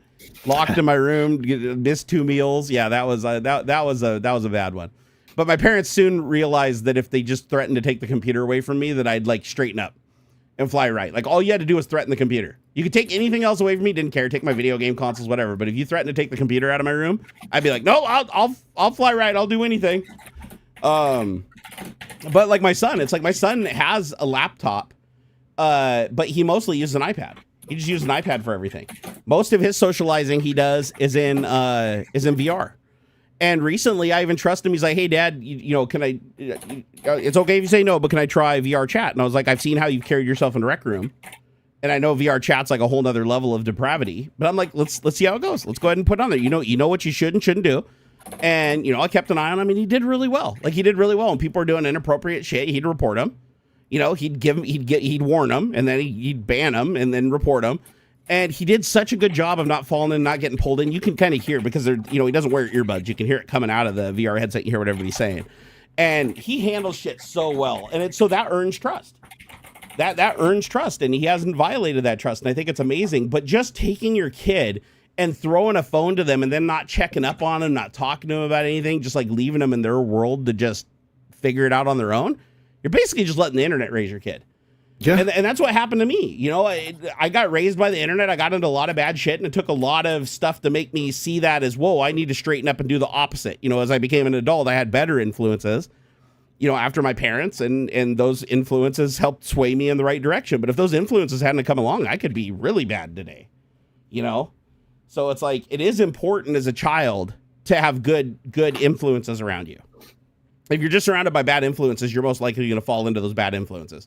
It's rare for you to be exposed to that as your only and primary sense of anything and still somehow manage to come out okay. So I try to make sure that my son, you know, that a lot of his interactions and everything like that are curated on some level, but from a distance. And then as he earns trust, I pull back. Good. You know, it's like he's allowed to go in his room. He's allowed to lock his door if he wants to. He's allowed to take his fucking iPad in his room, lock his door if he wants to. I trust him. But if he does something bad, I told him, I said, listen, if you give me a reason to suspect that something bad is happening, you're doing something fucking illegal or anything like that, I am going to go look at your shit. And he's like, I know. And he knows I can too. I showed him, I'm like, I can get into the router. I can pull everything. I can pull absolutely everything, but I choose not to because I think privacy is important, even for a teenager, especially. Yeah, I mean, it's a balance. It's like you said, you know, if you don't give me a reason, then you know, I can trust until the trust is broken. Yeah. And so, but every parent has to strike that balance and figure it out. But God, and it's different. Yeah, it's different for every kid, even within the same family, from one kid to another. It's not always going to be the same. True. But the thing I hate the most, though, that I kind of identified with when I think it was Blue Varro said that was, you know, I see these kids that are like 6, 7 years old. Yeah, that's weird. Walking through my cul-de-sac all alone. You know, 2, 3, 7, 8-year-old girls. Walking through the cul-de-sac back from school, all of them got their smartphones face down, walking through the road, walking up the sidewalk. You could get snatched by anybody. Yeah. They're on their phones taking pictures. Oh, hey, blah, blah, blah, TikTok, and oh my God. And it's like, where the fuck are the parents? That shit drives me nuts. That's where, like, my son's 15 years old, and I'm not letting him just go out and run around the neighborhood. Right. Now, granted, he's on the spectrum, so that does get calculated into it. But at the same time, it's like I don't just let him go run around and put him into danger's way, right? It's like I let him. He's more comfortable expanding and wanting to do things. We give him more space, but he's safe. We make sure he's safe at each level. And I feel like, God, a lot of parents don't do that. A lot of parents are just like, fucking, here's your smartphone, say thank you, and I'll go do my thing. You go do your thing. I'll fucking meet up when you're 18, and I'll pay for some college if you want it. That's what I mean. Like there's been, it's like, why have them if you're not going to just raise hands them, off, hands off, and it's so weird to me. I don't like being judgmental. But being a parent and seeing how much different it was than what I was expecting in the beginning, and like throughout all of it, it's like now I look at things a lot differently, and that is one thing where it's like I will judge if you're just pawning your kid off on the internet and letting them be raised by Twitter, like you're fucking gonna end up in a bad way. It's part of how we get some of the issues that we've got. 100%. You know, 100%, 90% of the people that I encounter that are just 14-year-olds that their parents have no idea that they're on YouTube making death threats at people. Right. You know, it's like I ran into that with that one guy who was like, found out he was living at home with his parents, and they had no idea he was in the other room on the internet just going around making death threats and rape threats and everything like that. It's just wild, you know. And then the parents are like, "Oh my God, Timmy's such a good boy. He would never do that." Like, how the fuck would you know? You don't monitor anything Timmy does. Exactly. You don't talk to Timmy. You don't know what's going on in his life. You don't know, like, if he's doing shit like that, he's got some dark shit in his head. You guys should probably be involved with on some level. His name wasn't actually Timmy. I'm just using that as an analog. Yeah, just fill it in. Yeah, so I get mad because it's like a lot of these kids have a rough life and go down the wrong track, and it's their parents' fucking fault. Like, it's not their fault. I'm sorry, I can't blame a kid. When they're an adult, I'll blame them. But I can't blame a kid for their environment only teaching them bad and only rewarding them for bad and punishing them for good. It's like, oh, you got to be a man. Never cry. Never cry. You got to be a man. Don't cry, you little pussy. Like, my dad used to do that to me all the time. I'd fall and get hurt or something and start crying and be like, you're a man. What are you, sissy? Like your sister? Stop crying like a little bitch. You know, and I'd be like, and he'd be drunk off of his ass, right? And so, you know, it felt good when I was older and I moved out and I showed him my paycheck when I was 18 years old and said, I made more money this year than you have in your entire lifetime.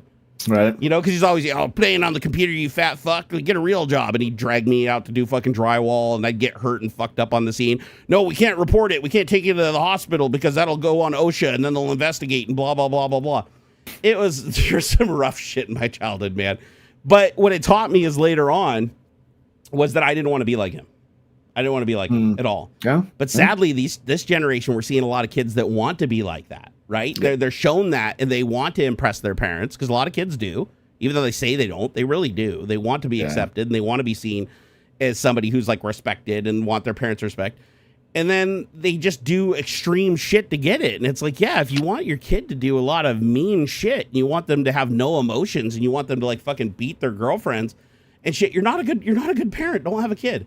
Sorry, I had to go down that rant. That shit bugs me so much, especially being a child that gone through, it's like, I grew up in a house, it's like my parents made sure I was always fed, but they were also bad drug addicts, bad alcoholics. My dad worked his entire life under the table once he got out of the Navy. It was a rough go. It was a rough go. There's a lot of bad times, a lot of times where it's like we relied on the food bank 100% if we could even eat. Yeah. And then that starts giving you eating disorders, right? It's like when you only can eat at certain times and you have to eat it all before it spoils in 15 minutes, that creates a fucking eating disorder. But yeah, anyways, I feel like my parents did instill some good qualities, but the vast majority of them, they taught me to do the opposite. Just do the opposite of me. That was like pretty much my mom later on. Just be the opposite of your dad and you'll do just fine. And it worked out. So, oh my God. Well, what a rough road to go down there. Sorry, guys. Didn't mean to drag you down on my trauma. You're good. I'm so fucking, guys, I'm just so fucking tired and so beat with the back pain shit. It takes me to a place where it's like I don't even feel like I'm myself anymore. Oh yeah, the massive AWS outage. How many people got hit by that? What was that, on the 20th? I think it was. I think when I went and looked, it was on the 20th. But apparently, AWS took down like half of the internet. Yep. Like super fucking crazy. And I thought that my wife's laptop was hacked, because the internet was working well enough that it was able to like reach certain things, but it wasn't getting data back from them. It was like a cloud, like almost seemed like Cloudflare was wigging or something. Yeah, but, their whole thing. Yeah, so we had to figure out how to get on their computer, because like window hello wouldn't work. It wouldn't accept the pin that was the right pin. It wouldn't accept the password that was the right password. It wasn't given the usual error of, we're not connected to the internet, let's use the local cached copy. It was just like, it didn't work. Try again. It didn't work. Try again. And we had no idea, because YouTube was playing. YouTube in the room was playing, but like everything else was down. It really fucked everything up though. Like, yeah, my network did the same thing, Irene. My Unify, it like was wigging out and was like, we have internet. Internet's working. We did a speed test. Everything's great, but like half the shit's not connecting. So it took me a while to figure out like what was going on. And then finally people were like, oh yeah, that's AWS outage. It's fucking with everybody. It's just crazy that one company. Oh, and by the way, Ox said something funny before the stream started. He said that apparently Amazon was bragging about their AI vibe coding shit like basically, the day before this happened. 30% of their production code is pushed by AI. Yeah, you know how to get the internet broken? Yeah, let AI write your code. God damn. Don't get me wrong, I vibe code every day. I'd be a hypocrite to say don't vibe code. I vibe code my ass off on everything because I'm too lazy to write the shit from scratch. But to brag that you replaced humans with half-baked automation and then have half the internet go down because of said 30% bullshit code, yep. That's a slap to the face. Like that is a major slap to the face. How much did the AWS go down? I want to see it was what, 3-4 hours? Yeah, or something around there. Yeah. Here, let me see if I can get some more information. Okay, so AWS outage October. Oh, let's see here. Yeah, so I was right. It was October 20th. AWS Web Services experienced a massive outage that disrupted thousands of websites and servers globally for 15 hours. Oh my God. Oh, what caused the outage? The root issue stemmed from DNS resolution failures in AWS US East 1 region triggered by a malfunction in Amazon's Northern Virginia data center. Specifically, an internal subsystem responsible for monitoring the health of the network load balancers failed, which cascaded into widespread service disruptions. I guarantee you, I would put money on it that monitoring code was all AI. I bet. I wouldn't be surprised. 100% bet. 100% bet. Because that's the kind of code you would trust to AI. Like if you were a dumb shit and you wanted to ease and put your toes in, be like, oh, I'm not going to trust like the production code for the network, but I'll trust the monitoring code. Like that's not super mission critical, but it turns out it's mission critical when it can't load balance over when something actually fails. Mm-hmm. It said the outage affected over 3,500 companies across 60 plus countries, with 17 million plus users reported logged on Down Detector. Major platforms that went offline during the outage include Snapchat, Venmo, Fortnite, Canva, Disney Plus, Hulu, Zoom, Reddit, and Coinbase. Yeah, because I know YouTube was still working. It said Amazon's own service like Alexa, Ring, and Prime Video all went down. And even LaGuardia Airport's check-in kiosks were all impacted.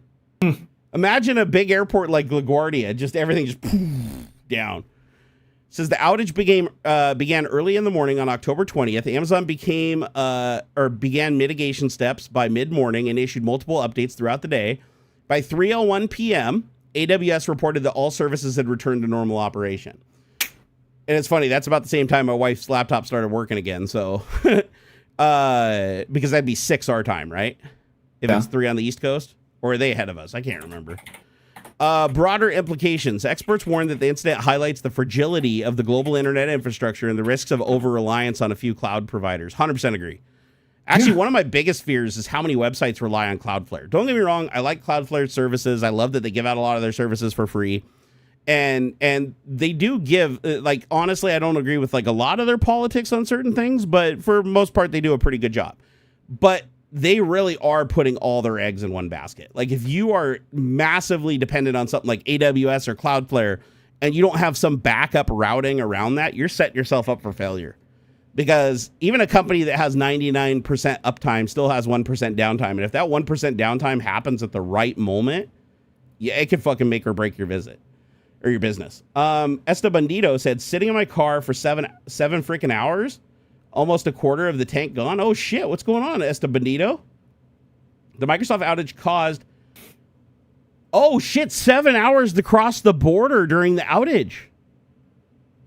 Serious? Oh my God. So what, did it just take out like the TSA systems? Or not TSA, what are the border guys? What do they call those guys? Border crossing guards or whatever, the guy that talks to you through the little window when you pull up your car and says, do you have any guns or drugs or anything? Yeah, Tech Brew Boss, I'm glad you said something. He said, Lord, YouTube's crashing hard today. I've had 5 crashes. Have you had any crashes, Ox? Nope. Yeah, I've had 5 times where all my tabs went down. Like this is the most it's ever gone down in one sitting, so they've somehow made the problem worse. Let's see here. The other one was oh yeah, just new scary. What's new and scary in AI? There's been some AI videos coming out over the last 2 weeks that actually media has been picking up and treating as if it's real. People with huge followings have been retweeting the shit. I wish I could remember one off the top of my head. I had one earlier. But there's people that are releasing videos that are convincing, right? Yeah. And it's causing problems like at high levels and low levels. Like, oh, this is the one I want to talk about. Is a lady played a prank on her husband by using Google Gemini to put a vagrant-looking angry man on the couch in their living room. So she took a picture of the couch in their living room, and her husband was at work, and she messaged her husband, and she said, this guy just pushed his way into the house and is now sitting on the couch. What should I do? And the husband, before she could say it was a prank, hung up and called 911 immediately and said, I need you guys to get to my house. My wife is in danger. There's a guy there. The cops pull up, fucking guns blazing, whoop, whoop. You know, she comes outside. They're like, oh, my God, where's the intruder? And so she's like, oh, no, it was just a prank. It was a prank. It was an AI-generated image. But because it looked so goddamn real, he went into a panic. Didn't even give her a chance to say it was a prank yet, because I'd do the same fucking thing. I'd be like, no, like I need to get fucking people on site now. This guy looks like he could fucking kill somebody. But it's because these AI image generators are so fucking good. They can make this shit look 100% believable. The video generators are getting that good too. Sora 2? Yep. Sora 2 can make shit that looks 100% realistic. Like you can get like 3 to 5 tries tweaking your prompt and stuff. You can get something that is 100% believable. Mm-hmm. And that's scary, man. That's scary. So there's a lot of shit going. Oh, she is getting charged, by the way, Tech Brew Ross. Yeah, she's getting charged with what is it? False reporting or something like that. I can see that. And the husband isn't getting charged with anything. But the sad thing is he's going to get drugged through it now because he's married to her. Yeah. So now he's going to have to pay, you know, they're going to have to both pay for the lawyers. They're both going to have to go through all the court and all the fucking court-ordered therapy. That's another thing. I won't go off on a tirade with it, but I hate it when law enforcement does more damage than good when it comes to domestic situations. I mean, it's trash all around. It's like my dad growing up. Stupid. Just a real quick story. When my dad, and I think I may have told this before, but when luckily I was moved out of the house at the time. I was 17, had my own place. But my dad and my mom got in a fight, which they fought all the time. Not physically. They never get physical, really. They just yell and scream at each other and, you know, be very vocal. And so anyways, my mom's threatening my dad like she usually does. She picks up a cell phone and she types 911 and shows it to him and says, if you keep screaming and yelling at me and scaring me, I'm going to hit 1. I'm going to call 911. And so he kept yelling and she hit 1, but she didn't hit send. But she didn't realize that cell phones, if you type 911, you don't have to hit send. Like this is back in the day when the phones, you always had to type the number and then hit send. Yeah. So when you type 911, it just automatically dials. So she sets the phone down and they're yelling at each other and the operator hears the yelling. And my mom goes, "Don't you ever hit me," or something like that. Cause I guess he like grabbed her arm or something a little bit, but it wasn't as bad as she was saying. She admits that she was like, you know, she was pissed at him because he was being unreasonable and he was drunk. And she's like, "Get the fuck out of here." Anyways, the cops just roll up on the house. She has, and they live up in the fucking boonies in the woods. And the cops pull up and the driver, she didn't realize, she looks down at the photos on 911. She's like, "Oh shit." So the cops come in, they arrest my dad. They don't even ask my mom anything. My mom's like, no, he didn't actually hit me. Oh, we heard it on 911 that you said he hit you or whatever. It's like, no, he didn't actually hit me. It's just a bad argument. They're like, okay, well, we're going to arrest him and put him into jail or whatever, and we're going to charge him with battery or whatever. She's like, "I'm not going to press charges." And they're like, "Oh, you don't have to press charges. We're still going to hold him in jail for a day." And so he goes to his arraignment in the morning after like a really bad night in jail. Like my dad said, after one night in jail, he will never, ever go back to jail under any situation. It was that bad, this jail he went to. Jeez. And so the fucking judge says, "Oh, I'm going to order court-ordered therapy for you for your violence. And it's got to be a year, and, you know, you have to pay out of pocket, and you have to use this specific therapist that the court, you know, works with." And it ended up being something like $120 a session, and he had to go 3 times a week for 6 months. And we're broke. We're literally on food stamps and fucking going to the food bank. That's whack. And so the money that he needed to go to court-ordered therapy, he had to miss a quarter of all of his work. So he lost thousands of dollars. Plus he had to pay thousands of dollars. We literally went deep into debt on fucking like loans that you have to get from those loan shark guys. Fucking charge you like 1,000% back. And we basically dug ourselves in a hole that we couldn't possibly get out of. And we had to, like, you know, we didn't have money for food. We didn't have money for anything. For us, you know, luckily I wasn't living at home anymore. So otherwise, me and my sister, if we were still living there at that point, we'd be fucking starving. And it's like the court didn't take any of that into account. Didn't give a shit. Didn't give a shit. And that's what pisses me off is it's like I feel like a lot of police, when they show up to a situation, they don't want to solve the problem. They don't want to make things better. They just want to make shit so fucking bad that you will never, ever call them again. Yeah. You know, it's like, let's make it so bad that they're fucking scared of us so that we don't have to come and do our jobs anymore. Yeah, man. It's not about helping people anymore. It's not about helping people. Time. Yeah, remember back when police cars used to say protect and serve to protect and serve on the side? Yeah. They've removed that off the cop cars. Some of them still do. Do they really? Yeah, but that's not what it's about. Wait, John said, "Dude, they should have had a hardship waiver and paid for that. Courts usually can't order you to pay for something if you're broke." Oh, they absolutely can, John. Court's going to absolutely charge you if you're broke. It's really fucking stupid. A lot of people have to do bankruptcy to get out of it. And I think that's what my parents ultimately had to do is we had to basically declare bankruptcy over like $5,000 because that's how broke we were. So, which now you don't have any credit for like 7 years. Not to say my dad had a lot of credit anyways because he had to work under the table. But yeah, just it's not fair, man. We gotta do better. We just the people got to do better. That's all. I'll leave it at that. Yeah. All right, bro. You ready to wrap her up? Yeah, I'm good. Yeah, my back is just fucking killing me. I wish I could just go for hours and hours, but man, fuck. I got to get back to Twitch too, man. I had another week of not doing Twitch because every fucking day I tried to do it, I'm just too fucking banged up and I can't get on camera and I can't get myself straight. I love that you're here though because that helps me so much, dude. I wouldn't be able to do Tech Talk without you, 100%. I tell my wife that all the time. I'm like, no shot. These days, it's like without you here to like, you know, to focus on you and what you're saying and them and going back and forth and everything. fuck, my pain would just overwhelm me and I wouldn't be able to do it. We love you guys. We appreciate you guys showing up. We appreciate you spending your time here because you could spend your time anywhere, but you chose to spend it here, and I really, really do appreciate you. Really appreciate you. So, what, love you guys. Ox, what are you doing this weekend? Got any? I got to cool rebuild my plans? computer. I think I got actually, you can see the box. I got a new CPU cooler. Oh hell yeah! It's yeah. What is it? It's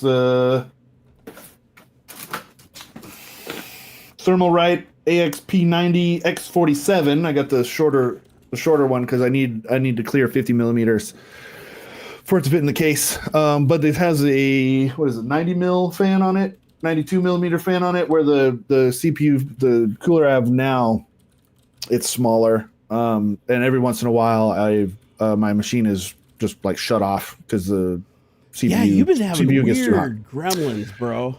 That I think my Go XLR Mini's dying. Honestly, something because like every once in a while, like it'll still work, but then like the volume knobs won't work. Like my mic and stuff still working. And I can bring up the app and adjust the volume, and it's fine, and the mute buttons and stuff. But do you want me to see if I can find you a different audio interface somewhere in here? I mean, I probably have one laying around. Go ahead and poke around a little bit, but I'm probably gonna find a little like a more semi-pro. I might even jump to like the Rodecaster. I think they have a small Rodecaster thing. Because I have maybe that's a little pricey. It's like $400, so maybe probably not. I think I have but something along those lines. I think I have the Rode interface that has the headphones out, an XLR microphone, and I think it has two of them. Yeah, and all it has knobs. It just has like a volume diff knob and a mix knob, and that's it. It's like super simple. I'll poke around and see what Rode has. I think that might be the better because they're a little more prosumer. For sure. I love my Rodecaster. I'm still on a V1 Rodecaster Pro, and I love it. Yeah, I might maybe poke around on Facebook Marketplace or eBay or something. If you can, try to find the V2 though. They made so many improvements. There's so many. Okay. Like I can live without them because I know how to work around them over the years from all like little bullshit things you have to do with the drivers and force install them to get the ASIO shit working or whatever, ASIO. But the new one is like supposedly all works. It's so I don't think it's a physical issue with the not so Kyle K says like you try to open it up and clean it. I don't think it's a physical issue with the sliders and stuff. I think it's actually honestly I think it's the USB interface. Like I think the hardware itself actually is working okay. Like the main guts of the thing are working fine. Yeah. I think it has to do with the actual USB. Either the plug or the interface, something. Before you buy a new one, try a new USB cable at least and plug it directly into the computer without no hub. And it is. But I think that's a smart idea. Because I've had. Is it USB-C? No, I don't think so. Okay, because I've had a USB-C cable where it comes out just a little tiny bit and it'll like dun, dun, dun, dun, dun, dun, like you barely touch it, and breathe on it, and it does the dun dun dun dun. Sometimes, I mean, you just the last couple of times, so chat's saying the same thing. You got to try a new cable. Do you update to 25H2? I don't think so. I am on Windows 11 now. Let me see what am I on? Because I just did the latest update. I'm not in the insider builds though. I'm on. If you type WinVer, well, you know that. Well, that's what I was thinking of. 25H2, and I'm on build 26200 6901. So. Oh yeah, I am on 25H2. You are on 25. What's the number after it? Is it 26200? I don't know. As far as I'm aware, I'm fully updated. Oh, so when you open WinVer, it doesn't say OS build after it? Oh yeah, it says 26200.6899. Oh, you're on 6899. I'm on 6901. So open up as Windows far as Update and you'll probably see updates. That might be it. Not that they're going to solve your problems. Sometimes they create new ones, but hey, it might. I would definitely change the cable first and try a shorter. Is the cable you're using now really long? Like longer than you need? I'm pretty sure it's the one that came with it. So if it's the one that came with it, then or something. I don't know. Yeah, don't use a cable any longer than the one that came with it. Try to use a beefy cable because is yours powered through the USB? Yes. Oh, if it's USB powered, that's a big deal. Make sure you got a big hefty cable. I think I'll have to look. I'm pretty sure. Yeah, because a lot of them are USB powered. Like the Rode has its own power supply, but I know the ones that are USB powered, they can draw a lot of current. And if you shoot over the current of the USB channel Windows will ditch the device to save everything else. And that's where you get that. If you ever get a device where you just sit there and it's just on, off, plugged in, plugged out, plugged in, plugged out.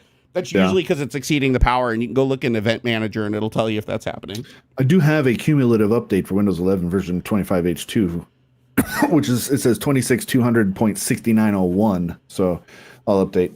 Okay, yeah, because I'm on 6901. It looks like somebody in here is on 6899. Oh, you must be an insider. No, that's the one I'm on, but they said Win 10. Wait, you're on 6899? Yeah, 25H2 OS build 26200.6899. My brain is rotted, dude. Okay, for some reason, I thought it was a bigger number. I was like, that's a bigger number than I have. No, if you're lagging behind me, that's right. It's just I thought that you might have been an insider build. No, I'll update. But even still, I've been recommended the Focusrite Scarletts as well, the 2x2s. The thing is, I like the virtual devices that the Go XLR and the Roadcasters and stuff provide. I've tried to jump through the hoops of, voice meter and all that stuff for the virtual audio devices. It's all laggy. It's laggy on the feedback. It's not just laggy, but it's also obtuse. They literally do not give a shit about the more casual use cases for their software. And they like, I remember, this was like fucking 20 years ago or something. The guy who writes for voice meter went on Twitter and said, no, basically, I'm paraphrasing, but basically said, fuck you. I'm only doing this for like the real hardcore audio, audio production people. So like, I have no interest in whatsoever in making this making my software easier to use for you plebs. But what's funny is he makes like 3 versions of it, right? It's like, isn't there voice? You're talking about voice meter, right? Yeah, there's like banana, potato, and something else. Yeah, it's like one of them's like a really simple single pane, and then it gets bigger and more complex and more complex. But I'm like, it's super obtuse. All you'd really have to do is change some of the labels of things to make it a little easier to understand. But the guy has and maybe something's changed over the decade or whatever since he put that out on Twitter. But like, I got really bad taste in my mouth for that, and I was like, I don't want to bother. So the having the virtual sound card thing is super handy. I like, because then I can just the slider for Discord or slider for the game or whatever. So the Focusrite Scarlett, I looked it up just for shits and giggles because these are a lot of people do. Dude, they're really good. Yeah, it's a good interface. It looks like right now they're going for 109, and last year they were going for 79. So they've gone up quite a bit in price. Yeah, but, like the 2i2, I think is a really common one. It has two XLR inputs, and that kind of thing. Shit, they stick you another $100 just to double up the inputs. Oh man. Oh, I guess. Yeah. Well, wow. That thing once sold for $99 last year. Now it's $219. Gosh dang. Tariffs, man. It's 125% tariffs, man. What do you tariffs expect? Are just that's bad. Also cool. I've used it before without mic, mobile app and desktop app, PC app, both turns your phone into a microphone. Oh yeah. I've seen that kind of stuff too. Same with you can use your cell phone as a webcam and things like that. Yeah. I did find an M Audio one though that looks promising. That's like $50 and hasn't changed in price like forever. This one right here, I like M Audio. I had a couple of their products early on, and I think I gave it away to somebody. But I had an M Audio microphone that was a dead ringer for an Audio Technica AT2020. It sounded exactly the same. It looked the exact same. I mean, it looked like they just rebranded an Audio Technica product. And it sounded exactly like it for half the price. It's like what, you get two inputs and one output. I like the virtual sound card thing so that I can point like right now I have Chrome is on one slider versus like my system audio. So like if I'm talking to you and I'm listening to you, or Discord is on its own slider. So like if I'm playing a game, I can turn Discord up higher from the interface itself. Fuck, no, I don't even have that on my Roadcaster. My Roadcaster has channels for 4 different inputs, but the USB to the computer is just one input. It's one USB cable, but I have access to, well, there's only 4 sliders, so I could have more virtual sound cards essentially. But there's only 4 sliders, so I only ever use 4 of them. One is the mic, right? So I turn my mic down, turn my mic up, I get louder. Right. Yep, I can do that. I can do that one. But then I have 3 others. So chat, it's labeled chat, but I have it. It's attached. Chrome points to that one, so like I can make you louder or whatever's playing Chrome. I can make that louder. And then there's one labeled music, which I'll sometimes just depends. Like I said, Chrome is attached to the one that's labeled chat. I often have Discord on that as well. But if we're doing something where, I don't know, say I'm playing with my buddies and we're doing something inside of Chrome, I'll point Chrome at the music slider so that I can adjust that separately from Discord. And then system, that's the broad, that's my default system audio, desktop audio, but they're labeled differently. They're labeled separately in the volume mixer. Because I don't think I can do that with my Rodecaster. I think I can. I think I can break them out in OBS. Like I can use the ASIO driver to make each channel a different scene, like a different audio device in OBS. But I can't do it at Windows level. You got the Rodecaster Pro. Are we back? Hello. Oh, it was me. That was weird. I thought you died. That was me. It said OBS reconnected. Are we still streaming, or did it cut the stream and do that stupid not resume bullshit? Hold on, let me see. Let me refresh and see if we're back. Okay, good. It says we're still connected. Wow, it didn't create a new stream. Oh, wow. Weird. My internet just died. Like straight up just died and came back. You got the Rodecaster Pro. You got like 8 different sliders on it, right? Yeah, it does. Yep. You're telling me when you plug that thing in, you don't have 8 or 6 or 8 sound cards? I do not show up on your. Nope, and you have all of the software installed, right? I'll tell you what I have. I have Rodecaster. Rodecaster Pro Stereo is the input the output it creates. And then for inputs, I have an inputs one that's Rodecaster Pro Multi, and that one supports the channels for like 4 different microphones, but I don't have it for outputs.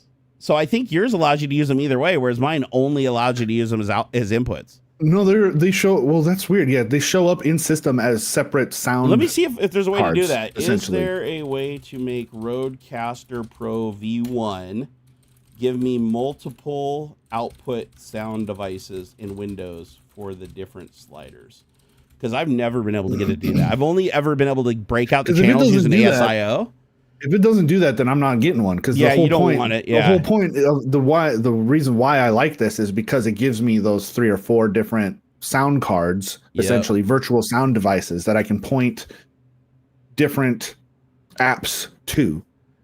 Okay, here's what it says. It says the Rodecaster Pro V1 does not natively support multiple independent output sound devices in Windows for each slider, but you can achieve similar functionality by using something called multi-track mode in ASIO drivers, which I do in OBS. Oh, yeah, but that's not at the Windows level. Yeah, it says the Rodecaster Pro V1 supports multi-track USB audio. It says go to settings, advanced audio, USB audio, enable multi-track, and then it says in your DAW, like Reaper, Audacity, OBS, you can now select Rodecaster Pro multi-channel device and break them out. So yeah, I think Razer did a literal fucking copy paste of the Go XLR. Yeah. You know what it tells me to use to get that functionality? It says use voice meter banana. It said you can simulate this by using virtual audio cable and voice meter banana to give you the different outputs. Yeah.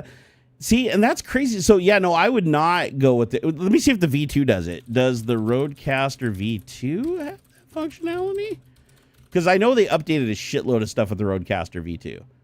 Ah, there you go. Rodecaster Pro 2 supports multiple independent USB audio outputs in Windows, allowing you to route different sliders to different virtual devices. This is a major upgrade. Somebody came out with another one. Oh, I guess it's the Elgato Stream Deck. Has had the Stream Deck Plus does something similar. Wait, they make a Stream Deck now that is an audio interface? I didn't know that. I thought they were just button masher things. There is one, but I guess the Stream Deck Plus has the audio thing. Oh shit! Yeah, this has like knobs and little stuff knobs on the bottom, and like a screen. Let's see what they put. So that would be a similar sort of alternative. I like that one because it's got the macro buttons. That's pretty cool. Yeah, that's nice. Fucking $200, goddamn. Yeah, I know, right? I'm just poor now, so everything looks expensive to me now that I'm poor. You know what? Hey, it's good to be poor every once in a while. You know, it's like it centers you. It makes you humble.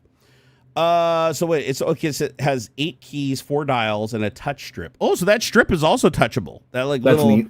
That's kind of cool, like a little slider. It says it's USB 2.0. Why are they still using USB 2? I know they use USB 2 on the Stream Deck, but why are they still using? I mean, USB it doesn't 2.0? need. It's not a lot of information. I guess not, but it'd be cool if you could like play video and stuff on it. All it's really the power behind it is the software. It's the virtual sound cards, and then all you really have is it's just an interface with the software to adjust the volumes. Like the device itself is the hardware part. I think is probably pretty simple, pretty straightforward. Yeah. The magic that happens is the virtual devices. You know what I was just thinking I could do? I mean, it's a little complicated. It'd be a software solution, but I do have 4 sliders on my Rodecaster Pro that I can input microphones into. Yeah. And I don't use 3 of them, and they support XLR and quarter TRS or whatever plug-in. Sure. So if I wanted to, I could get some 1/8-inch mini jack to TRS and come out of my actual 5.1 sound card on my motherboard, run it into there, and then I could separate those channels out using virtual audio cable so that 5.1 break it into 2 sets. Sure. And then I could have each one go into one slider, one go into the other slider, and it'd give me effectively that same behavior, but I'd be using a software stack. That's very complicated. Pretty jank, dude. Yeah. I feel like you're going to run into some issues figuring that out. You think? You think? Yeah. Oh, for sure. Dude, honestly, best if you wanted to hack it, the way you would go is find you could probably get a cheap $35 thing that's got 4 dial knobs on it. Yeah. That's going to show up as a human interface device, and then you could and then use voice meter or virtual audio cable to split out all of your different. And then you could attach the knobs that way. That would be easier. Yeah, I think that's probably a good way. Tech Brew Boss in chat, he's like, I could probably sponsor a Rodecaster Pro too. Bro, you're already giving me access to shitloads of AI stuff, man. You're already helping me out a lot. So I don't want to have to be. There's got to be some other there's got to be a semi-pro solution here. I do need to swap it out though, because this thing has been creating issues for me, sadly. Right. And I have to run a weird driver that I'm not even supposed to run on it, because that's the only way to get the ASIO functionality for the 4 channels, is I have to use the driver from the 2.0, but I have to any bash to get it to install on my fucking old one. It works. It works, just not very good, because the last driver they released for the Rodecaster V1 doesn't have that ASIO functionality done. Oops. What's that? Oh, I was looking at the Stream Deck Plus. You need an extra thing. Fuck. An XLR dock to get the microphone input. Wait, say again? There's an XLR dock for the thing to get the microphone input. It doesn't have it. So you have to buy that $200 thing plus the thing that connects to it. Yeah. Tech Brew Boss, he's like, $600 right now, dude. I'm not gonna have you buy me no $600 anything, bro. Not until I figure out what to do with my shit I've already got. But I appreciate it. I appreciate the sentiment for sure, bro. Make your boss buy me one.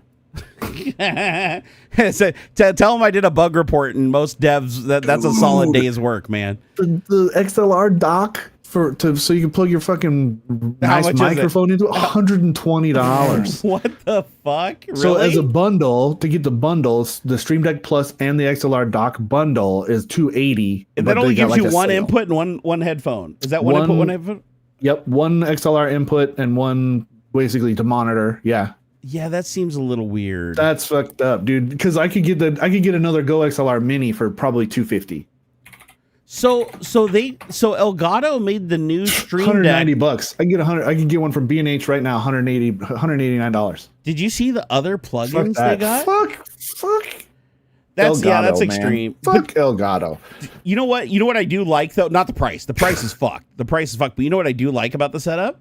Is I didn't realize that you could just plug modules into the back of this thing. There's a module that gives you 2 USB-Cs, USB hub, yeah, and that's probably $120 too. Memory card reader, it's $60, but still, but if you have to fucking pop it off to pop another one on it to do your memory card shit, then that defeats the purpose. Yeah, I think that was a badly thought out product. Honestly, I like the Stream Deck. I like the style of the one that's got the slider and the knobs and stuff. But fuck, to get it to you basically have to spend as much as you would on an entire multi-channel setup to get basically that Scarlett. It was what, $100? Yeah, so that seems a little weird. That's a little whack. Weird. All All right, bro. I think we gotta get out of here, man. Yeah, take a nap or whatever. My speech. Do what you need to do. All right, take it easy, guys. I'm gonna go get some rest. You guys have a wonderful weekend. Later, and everybody. we are gonna get back to Twitch this week. We have to. I know I said that last week, but man, it's been a fucking ride. But once I go to the doctor and I get my meds filled and I'm back on my ADHD medication, hopefully I can get back on a regular sleep cycle. Caswell said, "Oh, you mentioned your poor. What happened? Oh shit, I'm confused. Is he okay? I'm okay. Everybody, I'm 100% okay. Okay, I've got money in my 401k from Microsoft we're living on right now, so I'll be okay for the foreseeable year or two. So don't worry. I'm gonna be fine. All right, take it easy, guys. Love your faces, and we'll catch you next time. Now I just got to figure out what he did with the OBS. Dude, when my brain goes, it goes. Oh my God. All right, let me find. All right, there we go. I found the button. Hey, Astario, thank you for that $1, man. What a way to send us off. We appreciate you guys.